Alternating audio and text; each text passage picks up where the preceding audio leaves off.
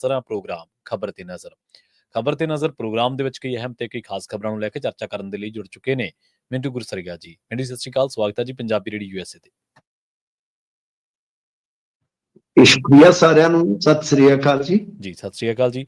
ਅੱਗੇ ਵਧਣ ਤੋਂ ਪਹਿਲਾਂ ਧੰਨਵਾਦ ਕਰਦੇ ਚਲੇ ਸਪਾਂਸਰਸ ਦਾ ਜਿਹੜੇ ਜ਼ਰੀਆ ਬਣਦੇ ਨੇ ਇਹਨਾਂ ਪ੍ਰੋਗਰਾਮਾਂ ਨੂੰ ਤੁਹਾਡੇ ਤੱਕ ਪਹੁੰਚਾਉਣ ਦੇ ਲਈ। ਖਾਲਸਾ ਇੰਸ਼ੋਰੈਂਸ ਏਜੰਸੀ ਵਾਲੇ, ਜਿਨ੍ਹਾਂ ਤੋਂ ਤੁਸੀਂ ਹਰ ਤਰੀਕੇ ਦੀ ਇੰਸ਼ੋਰੈਂਸ ਲੈ ਸਕਦੇ ਹੋ। ਇੰਸ਼ੋਰੈਂਸ ਬਾਰੇ ਪਤਾ ਕਰਨ ਦੇ ਲਈ ਇਹਨਾਂ ਦਾ ਨੰਬਰ ਹੈ 468-272-2500। ਇਹ 1992 ਤੋਂ ਲਗਾਤਾਰ ਇੰਸ਼ੋਰੈਂਸ ਬਿਜ਼ਨਸ ਦੇ ਵਿੱਚ ਸ਼ਾਨਦਾਰ ਸੇਵਾਵਾਂ ਦੇ ਰਹੇ ਨੇ ਤੇ ਅਮਰੀਕਾ ਭਰ ਦੇ ਵਿੱਚ ਇੰਸ਼ੋਰੈਂਸ ਕਰਦੇ ਨੇ। ਓਬਾਮਾ ਕੇਅਰ, ਮੈਡੀਕੇਅਰ ਜਾਂ ਫਿਰ ਕਵਰਡ ਕੈਲੀਫੋਰਨੀਆ ਬਾਬਤ ਪਾਲਿਸੀ ਕਰਵਾਉਣ ਦੇ ਲਈ, ਸਲਾਹ ਲੈਣ ਦੇ ਲਈ ਅੱਜ ਹੀ ਕਾਲ ਕਰੋ 468-272-2500 ਤੇ। ਟਰਕੀਅਨ ਇਮੀਗ੍ਰੇਸ਼ਨ ਲਾ ਫਰਮ ਵਾਲੇ, ਜੇ ਟਰਕੀਅਨ ਅਟਾਰਨੀ ਟਰਕੀਅਨ ਦੇ ਨਾਲ ਤੁਸੀਂ US ਇਮੀਗ੍ਰੇਸ਼ਨ ਬਾਬਤ ਕੋਈ ਵੀ ਸਲਾਹ ਕਰਨੀ ਹੈ ਤਾਂ ਇਹਨਾਂ ਦਾ ਨੰਬਰ ਹੈ 415-909-0503। Krishan Dhanota Yuba City, Baljinder Singh Nijjar Woodland, Paramjit Korangi Vacaville, Pritpal Singh Sidhu Fresno GL ਨੂੰ ਬੜੇ ਟਰੱਕ ਵਾਸ਼ ਕਰਦੇ ਨੇ, ਆਇਲ ਚੇਂਜ ਕਰਦੇ ਨੇ, ਏਅਰ ਬ੍ਰੇਕਾਂ ਦਾ ਕੰਮ ਤਸੱਲੀ ਬਖਸ਼ ਕਰਵਾ ਸਕਦੇ ਹੋ। ਨਵੇਂ ਪੁਰਾਣੇ ਟਾਇਰ ਵੀ ਇਹਨਾਂ ਤੋਂ ਮਿਲਦੇ ਨੇ। ਲੋਕੇਸ਼ਨ ਅਸੈਂਤਾ ਨੀਲਾ ਦੀ ਨਿਮਾ ਸੋਤਾ ਦੇ ਨਾਲ ਗੱਲ ਕੀਤੀ ਜਾ ਸਕਦੀ ਹੈ 209-277-0113 ਤੇ। ਜਸਵਿੰਦਰ ਸਿੰਘ ਨਾਗਰਾ ਰੋਜ਼ਵੈਲ, ਅਵਤਾਰ ਸਿੰਘ ਸੰਘਾ ਯੂਬਾ ਸਿਟੀ ਤੋਂ। ਇਹਨਾਂ ਸਾਰੇ ਹੀ ਸਪਾਂਸਰਸ ਦਾ ਬਹੁਤ ਬਹੁਤ ਧੰਨਵਾਦ। ਤੇ ਜੇਕਰ ਤੁਸੀਂ ਵੀ ਪੰਜਾਬੀ ਰੇਡੀਓ USA ਦੇ ਇਹਨਾਂ ਪ੍ਰੋਗਰਾਮਾਂ ਨੂੰ ਸਪਾਂਸਰ ਕਰਨਾ ਚਾਹੁੰਦੇ ਹੋ ਤਾਂ ਸਟੂਡੀਓ ਦਾ ਨੰਬਰ ਹੈ 468-272-5200। ਅੱਜ ਦਾ ਇਹ ਖਬਰ ਤੇ ਨਜ਼ਰ ਪ੍ਰੋਗਰਾਮ ਸਾਲ 2024 ਦੀ 19 ਦਸੰਬਰ ਦਾ ਪ੍ਰੋਗਰਾਮ ਹੈ ਤੇ ਦਿਨ ਅੱਜ ਵੀਰਵਾਰ ਹੈ। ਖਬਰਾਂ ਦੀ ਸ਼ੁਰੂਆਤ ਕਰੀਏ ਮਿੰਟੂ ਜੀ ਇੱਕ ਵੱਡੀ ਪੰਥਕ ਹਲਚਲ ਤੋਂ। ਅਟਕਲਾਂ ਇਮਕਾਨ ਲਾਏ ਜਾ ਰਹੇ ਸਨ ਕਿ ਗਿਆਨੀ ਹਰਪ੍ਰੀਤ ਸਿੰਘ ਜੀ ਦੀਆਂ ਸੇਵਾਵਾਂ ਜਿਹੜੀਆਂ ਨੇ ਉਹਨਾਂ ਨੂੰ ਕਿਤੇ ਬ੍ਰੇਕਾਂ ਲੱਗ ਸਕਦੀਆਂ ਨੇ, ਪਰ ਉਹ ਸੱਚ ਹੀ ਹੋਈਆਂ ਕਿਉਂਕਿ ਉਹਨਾਂ ਦੀ ਪਾਰੀ ਨੂੰ ਬ੍ਰੇਕਾਂ ਲੱਗ ਗਈਆਂ ਜੀ। ਦੇਖੋ ਅਜੀਬ ਜੀ ਸਥਿਤੀ ਹੈ ਕਿ ਇਸ ਵੇਲੇ ਕੁਝ ਵੀ ਸਮਝ ਨਹੀਂ ਆ ਰਿਹਾ ਕਿ ਕੀ ਚੱਲਦਾ ਪਿਆ, ਇਸ ਨੂੰ ਕੀ ਕਿਹਾ ਜਾਵੇ ਜੀ। ਕਿ ਨਾ ਇੱਕ ਤਰ੍ਹਾਂ ਨਾਲ ਕਹਿ ਲਓ ਕਿ ਜੋ ਇੱਕ ਬਹੁਤ ਮਹੱਤਵਪੂਰਨ ਕਨਸੈਪਟ ਹੈ ਸਿੱਖੀਜ਼ਮ ਦੇ ਵਿੱਚ, ਉਹ ਕਿੰਨਾ ਇੱਕ, ਮੈਂ ਹੁਣ ਉਹ ਸ਼ਬਦ ਵੀ ਨਹੀਂ ਇਸਤੇਮਾਲ ਕਰ ਸਕਦਾ ਸ਼ਾਇਦ, ਕਿ ਕਿੰਨਾ ਮਤਲਬ ਪੱਧਰ ਤੋਂ ਜੇ ਆਪਾਂ ਦੇਖੀਏ ਤਾਂ ਹੇਠਾਂ ਨੂੰ ਲੈ ਗਏ ਨੇ। ਕਿ 2 ਤਰੀਕ ਨੂੰ ਕਿੰਨਾ ਲੋਕਾਂ ਨੇ ਸਲਾਹਿਆ, ਫਿਰ ਉਸ ਤੋਂ ਬਾਅਦ ਯਾਨੀ ਜੋ ਸਿੰਘ ਸਾਹਿਬਾਨ ਸੀ ਉਹਨਾਂ ਨੇ ਇੱਕ ਤਕੜੀ ਕਹਿ ਲਓ ਕਿ ਪਾਵਰ, ਜਿਹੜੀ ਸਿਆਸੀ ਤੌਰ ਤੇ ਪਾਵਰ ਸੀ, ਉਹਨੂੰ ਤਲਬ ਕਰ ਲਿਆ। ਉਸ ਪਾਵਰ ਨੇ, ਪਾਵਰਹੀਣ ਹੋਈ ਪਾਵਰ ਨੇ ਕਹਿ ਲਓ ਕਿ SGPC ਸੀਗੀ ਉਹਨੂੰ ਵਰਤਿਆ। SGPC ਨੇ ਗਾ ਹੁਣ ਉਹ ਜਿਹੜੇ ਸਿੰਘ ਸਾਹਿਬਾਨ ਸੀ ਜਿਨ੍ਹਾਂ ਨੇ ਉਸ ਪਾਵਰ ਨੂੰ ਤਨਖਾਹ ਲਾਈ, ਉਹ ਉਹਨਾਂ ਨੂੰ ਹੀ ਲੈ ਕੇ ਬਹਿ ਗਏ ਨੇ। ਕੀ ਕਹੋਗੇ ਤੁਸੀਂ ਜੀ? ਮਤਲਬ ਕਿ ਕੁਝ ਵੀ ਸਮਝ ਨਹੀਂ ਆ ਰਿਹਾ ਕਿ ਕੀ ਹੋ ਰਿਹਾ, ਕੀ ਵਰਤ ਰਿਹਾ। ਤਾਂ ਮੇਰੇ ਖਿਆਲ ਦੇ ਨਾਲ ਦੇਖੋ, ਗਿਆਨੀ ਹਰਪ੍ਰੀਤ ਸਿੰਘ ਕੱਲ ਜਿਵੇਂ ਸਾਹਮਣੇ ਆਏ ਸੀਗੇ, ਅੰਦਾਜ਼ਾ ਪਹਿਲਾਂ ਹੀ ਸੀਗਾ ਕਿ ਇਹਨਾਂ ਨੂੰ ਪਤਾ ਲੱਗ ਗਿਆ। ਮੈਂ ਕੱਲ ਇੱਕ ਸ਼ਬਦ ਵੀ ਇਸਤੇਮਾਲ ਕੀਤਾ ਸੀ ਇਹਨਾਂ ਵਾਸਤੇ ਕਿ ਜਿਵੇਂ ਅਸੀਂ 8ਵੀਂ ਤੇ 10ਵੀਂ ਦੇ ਵਿੱਚ ਇੱਕ ਪਾਰਟੀ ਦਾ ਇੰਤਜ਼ਾਰ ਕਰਦੇ ਹੁੰਦੇ ਸਾਂ, ਉਹ ਸਾਡੇ ਤੋਂ 150 ਰੁਪਇਆ ਉਸ ਵੇਲੇ ਲੈਂਦੇ ਸੀਗੇ ਤੇ ਉਹਨੂੰ ਆਂਦੇ ਹੁੰਦੇ ਸੀ ਵਿਦਾਇਗੀ ਪਾਰਟੀ ਦੇਣੀ ਆ ਸੀਨੀਅਰਸ ਨੂੰ। ਤਾਂ ਕੱਲ ਇਹਨਾਂ ਦੀ ਪ੍ਰੈਸ ਕਾਨਫਰੰਸ, ਇਹਨਾਂ ਦਾ ਜਿਹੜਾ ਕਹਿ ਲਓ ਕਿ ਇੱਕ ਬੋਲਣ ਦਾ ਢੰਗ ਸੀ, ਉਸ ਚੀਜ਼ ਤੋਂ ਕਿਤੇ ਨਾ ਕਿਤੇ ਇਸ ਗੱਲ ਦਾ ਅੰਦਾਜ਼ਾ ਸਹਿਜੇ ਲੱਗਦਾ ਸੀਗਾ ਕਿ ਇਹਨਾਂ ਨੂੰ ਪਤਾ ਹੈ ਕਿ ਕੱਲ ਕੀ ਹੋਣਾ ਹੈ, ਕਿਉਂਕਿ ਅੰਤਰਿੰਗ ਕਮੇਟੀ ਦੀ ਮੀਟਿੰਗ ਜਦ ਤੱਕ ਕਾਲ ਹੋ ਚੁੱਕੀ ਸੀਗੀ ਤੇ ਅੱਜ ਇਹਨਾਂ ਨੇ ਕਿਹਾ ਵੀ ਕਿ ਮੈਨੂੰ ਪਤਾ ਸੀ। ਤੇ ਫਿਰ ਜੇ ਪਤਾ ਸੀਗਾ ਤੇ ਮੇਰੇ ਖਿਆਲ ਦੇ ਨਾਲ ਪਹਿਲਾਂ ਹੀ ਸਭ ਕੁਝ ਛੱਡ ਕੇ ਇਹਨਾਂ ਨੂੰ ਪਾਸੇ ਹੋ ਜਾਣਾ ਚਾਹੀਦਾ ਸੀਗਾ। ਹੁਣ ਵੀ ਮੁਲਾਜ਼ਮ, ਗੱਡੀ ਇਤਿਆਦਿ ਇਹਨਾਂ ਨੇ ਸਭ ਕੁਝ ਵਾਪਸ ਕਰ ਦਿੱਤਾ ਦੇਸ਼ਾਂ, ਕਿਉਂਕਿ ਦੇਖੋ ਇਹਨਾਂ ਨੇ ਕੱਲ ਕੁਝ ਜਵਾਬ ਦਿੱਤੇ ਸੀ, ਪਰ ਇਹਨਾਂ ਦੇ ਜਵਾਬਾਂ ਦੇ ਵਿੱਚ ਹੀ ਬਹੁਤ ਸਾਰੇ ਸਵਾਲ ਪੈਦਾ ਹੋ ਗਏ ਨਾ। ਇਹ ਕਹਿੰਦੇ ਜੀ ਵੀਡੀਓ ਜਿਹੜੀ ਆ ਮੈਂ ਡਿਲੀਟ ਕਰਵਾ ਕੇ ਆਇਆ ਸੀਗਾ ਤੇ ਵੀਡੀਓ ਕਿੱਥੋਂ ਆ ਗਈ, ਰਿਕਵਰ ਕਿੱਦਾਂ ਹੋ ਗਈ? ਤੇ ਜੇ ਕੱਲੇ ਵਿਰਸਾ ਸਿੰਘ ਵਲਟੋਏ ਦਾ ਹੀ ਨੁਕਸ ਸੀਗਾ ਤਾਂ ਸਰ ਤੁਸੀਂ ਕਿਉਂ ਡਿਲੀਟ ਕਰਵਾਈ? ਇਹ ਕਿਸੇ ਇੱਕ ਧਿਰ ਪਾਸੇ ਖੜਨਾ ਨਾ, ਮੈਂ ਤੁਹਾਨੂੰ ਇੱਕ ਚੀਜ਼ ਦੱਸਾਂ, ਚਲੋ ਖੜਨਾ ਹਰੇਕ ਦਾ ਆਪਣਾ ਹੱਕ ਆ, ਪਰ ਇੱਥੇ ਕਿਸੇ ਦੇ ਹੱਕ 'ਚ ਖੜਨਾ ਖਤਰੇ ਤੋਂ ਖਾਲੀ ਨਹੀਂ ਜਾਏਗਾ। ਮੈਂ ਤੁਹਾਨੂੰ ਦੱਸਦਾ ਕਿਸੇ ਇੱਕ ਤੇ ਖਾਸ ਤੌਰ ਤੇ। ਹੁਣ ਜੇ ਤੁਸੀਂ ਦੇਖੋਗੇ ਤਾਂ ਗਿਆਨੀ ਹਰਪ੍ਰੀਤ ਸਿੰਘ ਨੇ ਤੇ ਉਹ ਆਪਦੇ ਮੂੰਹ ਇੱਕ ਪਦਵੀ ਤੇ ਬੈਠਿਆ ਜੋ ਸ਼ਬਦ ਕੱਢੇ, ਉਹਨੂੰ ਵੀ ਏਦਾਂ ਕਿਹਾ ਕਿ ਇਹ ਤੇ ਜੀ ਕਲਚਰ ਦਾ ਹਿੱਸਾ ਹੈ। ਹੁਣ ਅੱਗੇ ਆ ਜਾ ਤਾਂ ਜਿਹੜੇ ਉਹਨਾਂ ਤੇ ਦੋਸ਼ ਲੱਗੇ ਆ, ਉਹ ਦੋਸ਼ਾਂ ਬਾਰੇ ਮੈਂ ਤੁਹਾਨੂੰ ਕੱਲ ਵਿਚਲੀ ਗੱਲ ਵੀ ਦੱਸ ਦਿੱਤੀ ਸੀ ਤੇ ਸਾਰਾ ਕੁਝ ਚੱਲਿਆ। ਹੁਣ ਇਹਨਾਂ ਨੇ ਖੁਲਾਸਾ ਵੀ ਕਰ ਦਿੱਤਾ ਕਿ ਕਿਸ ਤਰ੍ਹਾਂ ਮੁਕਤਸਰ ਦੇ ਵਿੱਚੋਂ ਕੁਝ ਬੰਦੇ ਗੱਡੀ 'ਚ ਬਿਠਾ ਕੇ ਲੈ ਜਾਂਦੇ, ਇੰਟਰਵਿਊਜ਼ ਹੁੰਦੀਆਂ ਨੇ, ਫਿਰ ਸ਼ਿਕਾਇਤ ਪਹੁੰਚਦੀ ਆ, ਤੇ ਉਸ ਤੋਂ ਬਾਅਦ ਫੈਸਲਾ ਲਿਆ ਜਾਂਦਾ। ਤੇ ਕਮੇਟੀ ਦੇ ਵਿੱਚ ਕੌਣ ਆ ਕਿ ਇੱਕ ਕਮੇਟੀ ਮੈਂਬਰ ਉਹ ਹੈ ਜੋ ਇੱਕ ਜ਼ਿਲ੍ਹੇ ਦਾ ਅਕਾਲੀ ਪ੍ਰਧਾਨ ਆ। ਤੋਂ ਕਹਿੰਦੇ ਕਿ ਇੱਕ ਰਘੂਜੀਤ ਸਿੰਘ ਇਹਨਾਂ ਦੇ ਰਿਸ਼ਤੇਦਾਰ ਹੀ ਨੇ ਸ਼ਾਇਦ ਬਾਦਲ ਫੈਮਿਲੀ ਦੇ। ਤੇ ਉਹ ਕਹਿੰਦੇ ਕਿ ਮੇਰੇ ਖਿਲਾਫ ਹੀ ਮਤਲਬ ਜਿਹੜੇ ਸ਼ਿਕਾਇਤ ਆ ਉਹ ਹੀ ਹੁਣ ਜਾਂਚ ਕਰਨਗੇ ਤੇ ਫੈਸਲਾ ਕੀ ਹੋਣਾ ਮੈਨੂੰ ਪਤਾ ਹੀ ਆ। ਤੋ ਇਸ ਕਰਕੇ ਅੰਤਰਿਮ ਕਮੇਟੀ ਨੇ ਜਿਹੜੀ ਰੋਕ ਲਾਈ ਆ ਉਹਦੇ ਤੇ ਗਿਆਨੀ ਹਰਪ੍ਰੀਤ ਸਿੰਘ ਹੋਰਾਂ ਨੇ ਸਿਰਫ ਇਹ ਕਿਹਾ ਕਿ ਮੈਂ ਪੰਥ ਦੀ ਗੱਲ ਕਰਾਂਗਾ, ਮੈਂ ਖੁੱਲ ਕੇ ਗੱਲ ਕਰਾਂਗਾ, ਕੁਝ ਮੈਂ ਐਸੇ ਖੁਲਾਸੇ ਕਰਾਂਗਾ। ਅਖੀਰ ਤੇ ਉਹਨਾਂ ਦਾ ਇੱਕ ਸ਼ਬਦ ਸੀਗਾ ਜਿਹੜਾ ਬੜਾ ਧਿਆਨ ਮੰਗਦਾ ਜੀ ਜੀ ਕਿ ਮੈਂ ਹੁਣ ਖੁੱਲ ਕੇ ਬੋਲਾਂਗਾ ਤੇ ਗਰਦ ਹੀ ਉੱਡੇਗੀ। ਉਹ ਜਿਵੇਂ ਰੰਧਾਵਾ ਕਰਦਾ ਹੁੰਦਾ ਨਾ, ਗਰਦ ਠਾ ਦਿਓ ਗਰਦ। ਦੀਪ ਰੰਧਾਵਾ ਸਾਡਾ ਬੇਬੀ ਆ ਤੇ ਉਹ ਜਦੋਂ ਲਾਈਵ ਹੋਵੇ ਨਾ ਕਹਿੰਦਾ ਸ਼ੇਅਰ ਕਰ ਦਿਓ, ਸ਼ੇਅਰ ਦੱਬ ਕੇ ਗਰਦ ਠਾ ਦਿਓ ਮੇਰੇ। ਤਾਂ ਉਦਾਂ ਇਹ ਕਹਿੰਦੇ ਆ ਕਿ ਗਰਦ ਉਠਾ ਦੇਾਂਗੇ। ਤਾਂ ਹੁਣ ਗਰਦ ਚਲੋ ਜਦੋਂ ਉੱਠੇਗੀ ਸੋ ਉੱਠੇਗੀ, ਪਰ ਫਿਲਹਾਲ ਇਹਨਾਂ ਨੂੰ ਉਹਨਾਂ ਨੇ ਉਠਾ ਦਿੱਤਾ ਹੈ। ਤਾਂ ਹੁਣ ਇਹਨਾਂ ਦੀ ਜਿਹੜੀ ਇੱਕ ਤਰ੍ਹਾਂ ਨਾਲ ਕਹਿ ਲਓ ਕਿ ਸੇਵਾ ਤੇ ਰੋਕ ਆ ਉਹ ਉਸ ਵੇਲੇ ਲੱਗੀ ਆ ਪ੍ਰਵੀਨ ਜੀ ਜਦੋਂ ਅਸਤੀਫਿਆਂ ਦੇ ਅਮਲ ਦੀ ਜਿਹੜੀ ਮਿਆਦ ਵਧੀ ਸੀਗੀ ਉਹਦੇ ਵਿੱਚ ਵੀ 2-3 ਦਿਨ ਰਹਿ ਗਏ। ਦਾ ਮਤਲਬ ਕਿ ਜਿਹੜਾ ਫੈਸਲਾ ਹੋਏਗਾ ਉਹਦੇ ਚ ਗਿਆਨੀ ਹਰਪ੍ਰੀਤ ਸਿੰਘ ਤੇ ਹੋਣਗੇ ਨਹੀਂ। ਤੇ ਗਿਆਨੀ ਹਰਪ੍ਰੀਤ ਸਿੰਘ ਨਾ ਹੋਣ ਦਾ ਮਤਲਬ ਇਹ ਕਿ ਰਸਤਾ ਖੁੱਲ੍ਹਾ, ਕਿਉਂਕਿ ਇੱਕੋ ਇੱਕ ਸਨ। ਤੁਸੀਂ ਦੇਖ ਲਓ ਵੀਡੀਓ ਕਲਿੱਪ ਆ 30-32 ਸੈਕਿੰਡ ਦੀ, ਜੇ ਉਹਨੂੰ ਗੌਰ ਨਾਲ ਵੇਖੋਗੇ ਉੱਥੇ ਬੋਲ ਕੌਣ ਰਿਹਾ? ਗਿਆਨੀ ਹਰਪ੍ਰੀਤ ਸਿੰਘ। ਤਲਖੀ ਕਿਹਦੇ ਚਿਹਰੇ ਤੇ ਦਿਖ ਰਹੀ ਹੈ, ਸ਼ਬਦਾਂ ਚ ਦਿਖ ਰਹੀ ਹੈ। ਗਿਆਨੀ ਰਘਵੀਰ ਸਿੰਘ ਜੀ ਤੇ ਸ਼ਾਂਤ ਹੋ ਕੇ ਬੈਠੇ ਨੇ। ਤਾਂ ਹੁਣ ਇਹ ਆਪ ਹੀ ਕਹਿ ਰਿਹਾ ਕਿ ਵੀਡੀਓ ਤੇ ਗਿਆਨੀ ਰਘਵੀਰ ਸਿੰਘ ਹੋਰਾਂ ਕੋਲ ਸੀ, ਮੈਂ ਤੇ ਡਿਲੀਟ ਕਰਵਾ ਕੇ ਆ, ਵੀਡੀਓ ਕਿੱਥੋਂ ਰਿਕਵਰ ਹੋ ਗਈ ਹੈ। ਤਾਂ ਫਿਰ ਆ ਕੁਛ ਤੇ ਸਾਫ਼ ਹੋ ਰਿਹਾ ਹੈ। ਜੀ ਬਿਲਕੁਲ। ਕਹਿਣ ਦਾ ਮਤਲਬ ਹੈ ਕਿ ਗਿਆਨੀ ਹਰਪ੍ਰੀਤ ਸਿੰਘ ਹੋਰਾਂ ਨੇ ਵੀ ਕਾਰਜਕਾਲ ਏਦਾਂ ਹੀ ਟਪਾਇਆ। ਪਹਿਲਾਂ ਇਹਨਾਂ ਨੂੰ ਸਭ ਅੱਛਾ ਲੱਗਦਾ ਸੀਗਾ, ਸਭ ਬਹੁਤ ਮੌਕਿਆਂ ਤੇ ਚੁੱਪ ਰਹੇ, ਬਥੇਰਾ ਕੁਛ ਹੋਇਆ, ਸਭ ਕੁਛ ਕਰ ਕਰਾ ਕੇ ਬਾਅਦ ਦੇ ਵਿੱਚ ਕੁਝ ਇਛਾਵਾਂ, ਕੁਛ ਆਕਾਂਖਿਆਵਾਂ ਇਸ ਤਰ੍ਹਾਂ ਦੀਆਂ ਹੁੰਦੀਆਂ, ਵਿਗਾੜ ਪਿਆ। ਪਰ ਅਲਟੀਮੇਟਲੀ ਦੇਖੋ ਇਹ ਸਭ ਕੁਛ ਜਿਹੜਾ ਚੱਲ ਰਿਹਾ ਹੈ, ਗਿਆਨੀ ਹਰਪ੍ਰੀਤ ਸਿੰਘ ਨੂੰ ਜੋ ਹੋਣਾ ਸੀ ਹੋ ਗਿਆ, ਇਹ ਤੈਅ ਸੀ। ਵੈਸੇ ਵੀ ਮਾਫ ਕਰਨਾ ਮੈਂ ਸ਼ਬਦ ਇਸਤੇਮਾਲ ਨਹੀਂ ਕਰਨਾ ਚਾਹੁੰਦਾ, ਪਰ ਗੱਲ ਬਣੀ ਆ ਕਿ ਲਿਆਂਦਾ ਹਾਥੀ ਤੇ ਜਾਂਦਾ ਤੇ ਛੱਡ ਕੇ ਖੋਤੇ ਤੇ ਆਉਂਦੇ ਆ। ਇਹ ਆਮ ਕਹਾਵਤ ਹੈ ਜੀ, ਇਹ ਕਹਾਵਤ ਹੈ ਸਰ, ਇਹ ਇੱਥੋਂ ਦੀ ਮਤਲਬ ਕਿ ਰਾਜਨੀਤੀ ਦੀ, ਕਿ ਇਹ ਬੰਦਿਆਂ ਨੂੰ ਇਸ ਤਰ੍ਹਾਂ ਲਿਆਉਂਦੇ ਆ। ਤਾਂ ਕਹਿਣ ਦਾ ਮਤਲਬ ਇਹ ਆ ਕਿ ਇਹ ਗਿਆਨੀ ਹਰਪ੍ਰੀਤ ਸਿੰਘ ਹੋਰਾਂ ਨੇ ਵੀ ਅੱਜ ਕਿਹਾ, ਲਓ ਮੈਨੂੰ ਯਾਦ ਆ ਗਿਆ, ਇਹ ਕਹਿੰਦੇ ਇਸ ਤਰ੍ਹਾਂ ਹੀ ਕਰਦੇ ਆ। ਇਹਨਾਂ ਨੇ ਇੱਕ ਖੁਲਾਸਾ ਹੋਰ ਕੀਤਾ, ਇਹ ਕਹਿੰਦੇ ਕਿ ਇੱਕ ਜਥੇਦਾਰ ਨੂੰ ਇਹਨਾਂ ਨੇ ਲਾਉਣਾ ਸੀਗਾ ਤਖਤ ਸ੍ਰੀ ਕੇਸਗੜ੍ਹ ਦੇ, ਇਹਨਾਂ ਨੇ ਜ਼ਿਕਰ ਵੀ ਕੀਤਾ। ਇਹ ਕਹਿੰਦੇ ਆ ਕਿ ਮਤਲਬ ਕਿ ਕਹਿੰਦੇ ਕਿ ਹੁਣ ਦੋਸ਼ ਕਿਹੜਾ ਲਾਈਏ ਇਹਦੇ ਤੇ ਕਹਿੰਦੇ ਵੀ ਇੱਕ ਨੇ ਸਲਾਹ ਦਿੱਤੀ ਕਿ ਏਦਾਂ ਕਰੋ ਕਿ ਬਾਹਰ ਜਾ ਕੇ ਪ੍ਰੈਸ ਨੂੰ ਕਹਿ ਦਿਓ ਕਿ ਦੋਸ਼ ਇੰਨੇ ਗੰਭੀਰ ਆ ਕਿ ਅਸੀਂ ਦੱਸ ਹੀ ਨਹੀਂ ਸਕਦੇ। ਲਓ ਅੱਛਾ ਦੱਸੋ। ਹਾਂਜੀ, ਇਹ ਖੁਦ ਗਿਆਨੀ ਹਰਪ੍ਰੀਤ ਤਾਂ ਹੀ ਤਾਂ ਕਹਾਵਤ ਬਣੀ ਹੈ ਨਾ ਸਰ। ਮੈਂ ਆਪਦੇ ਕੋਲੋਂ ਨਹੀਂ ਕਹਿ ਰਿਹਾ, ਮੈਂ ਇਹੋ ਜਿਹੀ ਤੁਲਨਾ ਨਹੀਂ ਕਰ ਸਕਦਾ। ਮਤਲਬ ਕਿ ਇੱਕ ਤੁਲਨਾਤਮਕ ਚੀਜ਼ ਜਿਹੜੀ ਹੈ ਨਾ ਉਹ ਜੋ ਕਹੀ ਜਾਂਦੀ ਹੈ ਤਾਂ ਉਹ ਆ। ਤਾਂ ਗਿਆਨੀ ਹਰਪ੍ਰੀਤ ਸਿੰਘ ਹੋਰਾਂ ਨੂੰ ਪਾਸੇ ਕਰਕੇ ਚਲੋ ਮੈਂ ਜਿਵੇਂ ਤੁਹਾਨੂੰ ਕਿਹਾ ਕਿ ਕਿਸੇ ਵੀ ਇੱਕ ਧਿਰ ਦੇ ਹੱਕ 'ਚ ਖੜਨਾ ਇੱਥੇ ਖਤਰੇ ਤੋਂ ਖਾਲੀ ਨਹੀਂ ਹੁੰਦਾ, ਕੱਲ ਪਤਾ ਨਹੀਂ ਕੀ ਨਿਕਲ ਆਉਣਾ। ਪਰੰਤੂ ਉਹ ਇਹ ਚੱਲ ਰਿਹਾ ਹੈ ਉਹਦੇ ਵਿੱਚ ਕੋਈ ਅਕਾਲੀ ਦਲ ਬਾਦਲ ਦਾ ਬਹੁਤਾ ਭਲਾ ਹੁੰਦਾ ਨਜ਼ਰ ਨਹੀਂ ਆ ਰਿਹਾ। ਕਿਉਂ? ਕਿਉਂਕਿ ਇਹ ਤੇ ਤੁਸੀਂ ਸਿੱਧਾ ਪ੍ਰਮਾਣਿਤ ਹੀ ਕਰ ਦਿੱਤਾ ਨਾ ਕਿ ਤੁਸੀਂ ਵਰਤ ਰਹੇ ਸੀ। ਰੌਲਾ ਹੀ ਇਸ ਗੱਲ ਦਾ ਹੈ ਸਰ।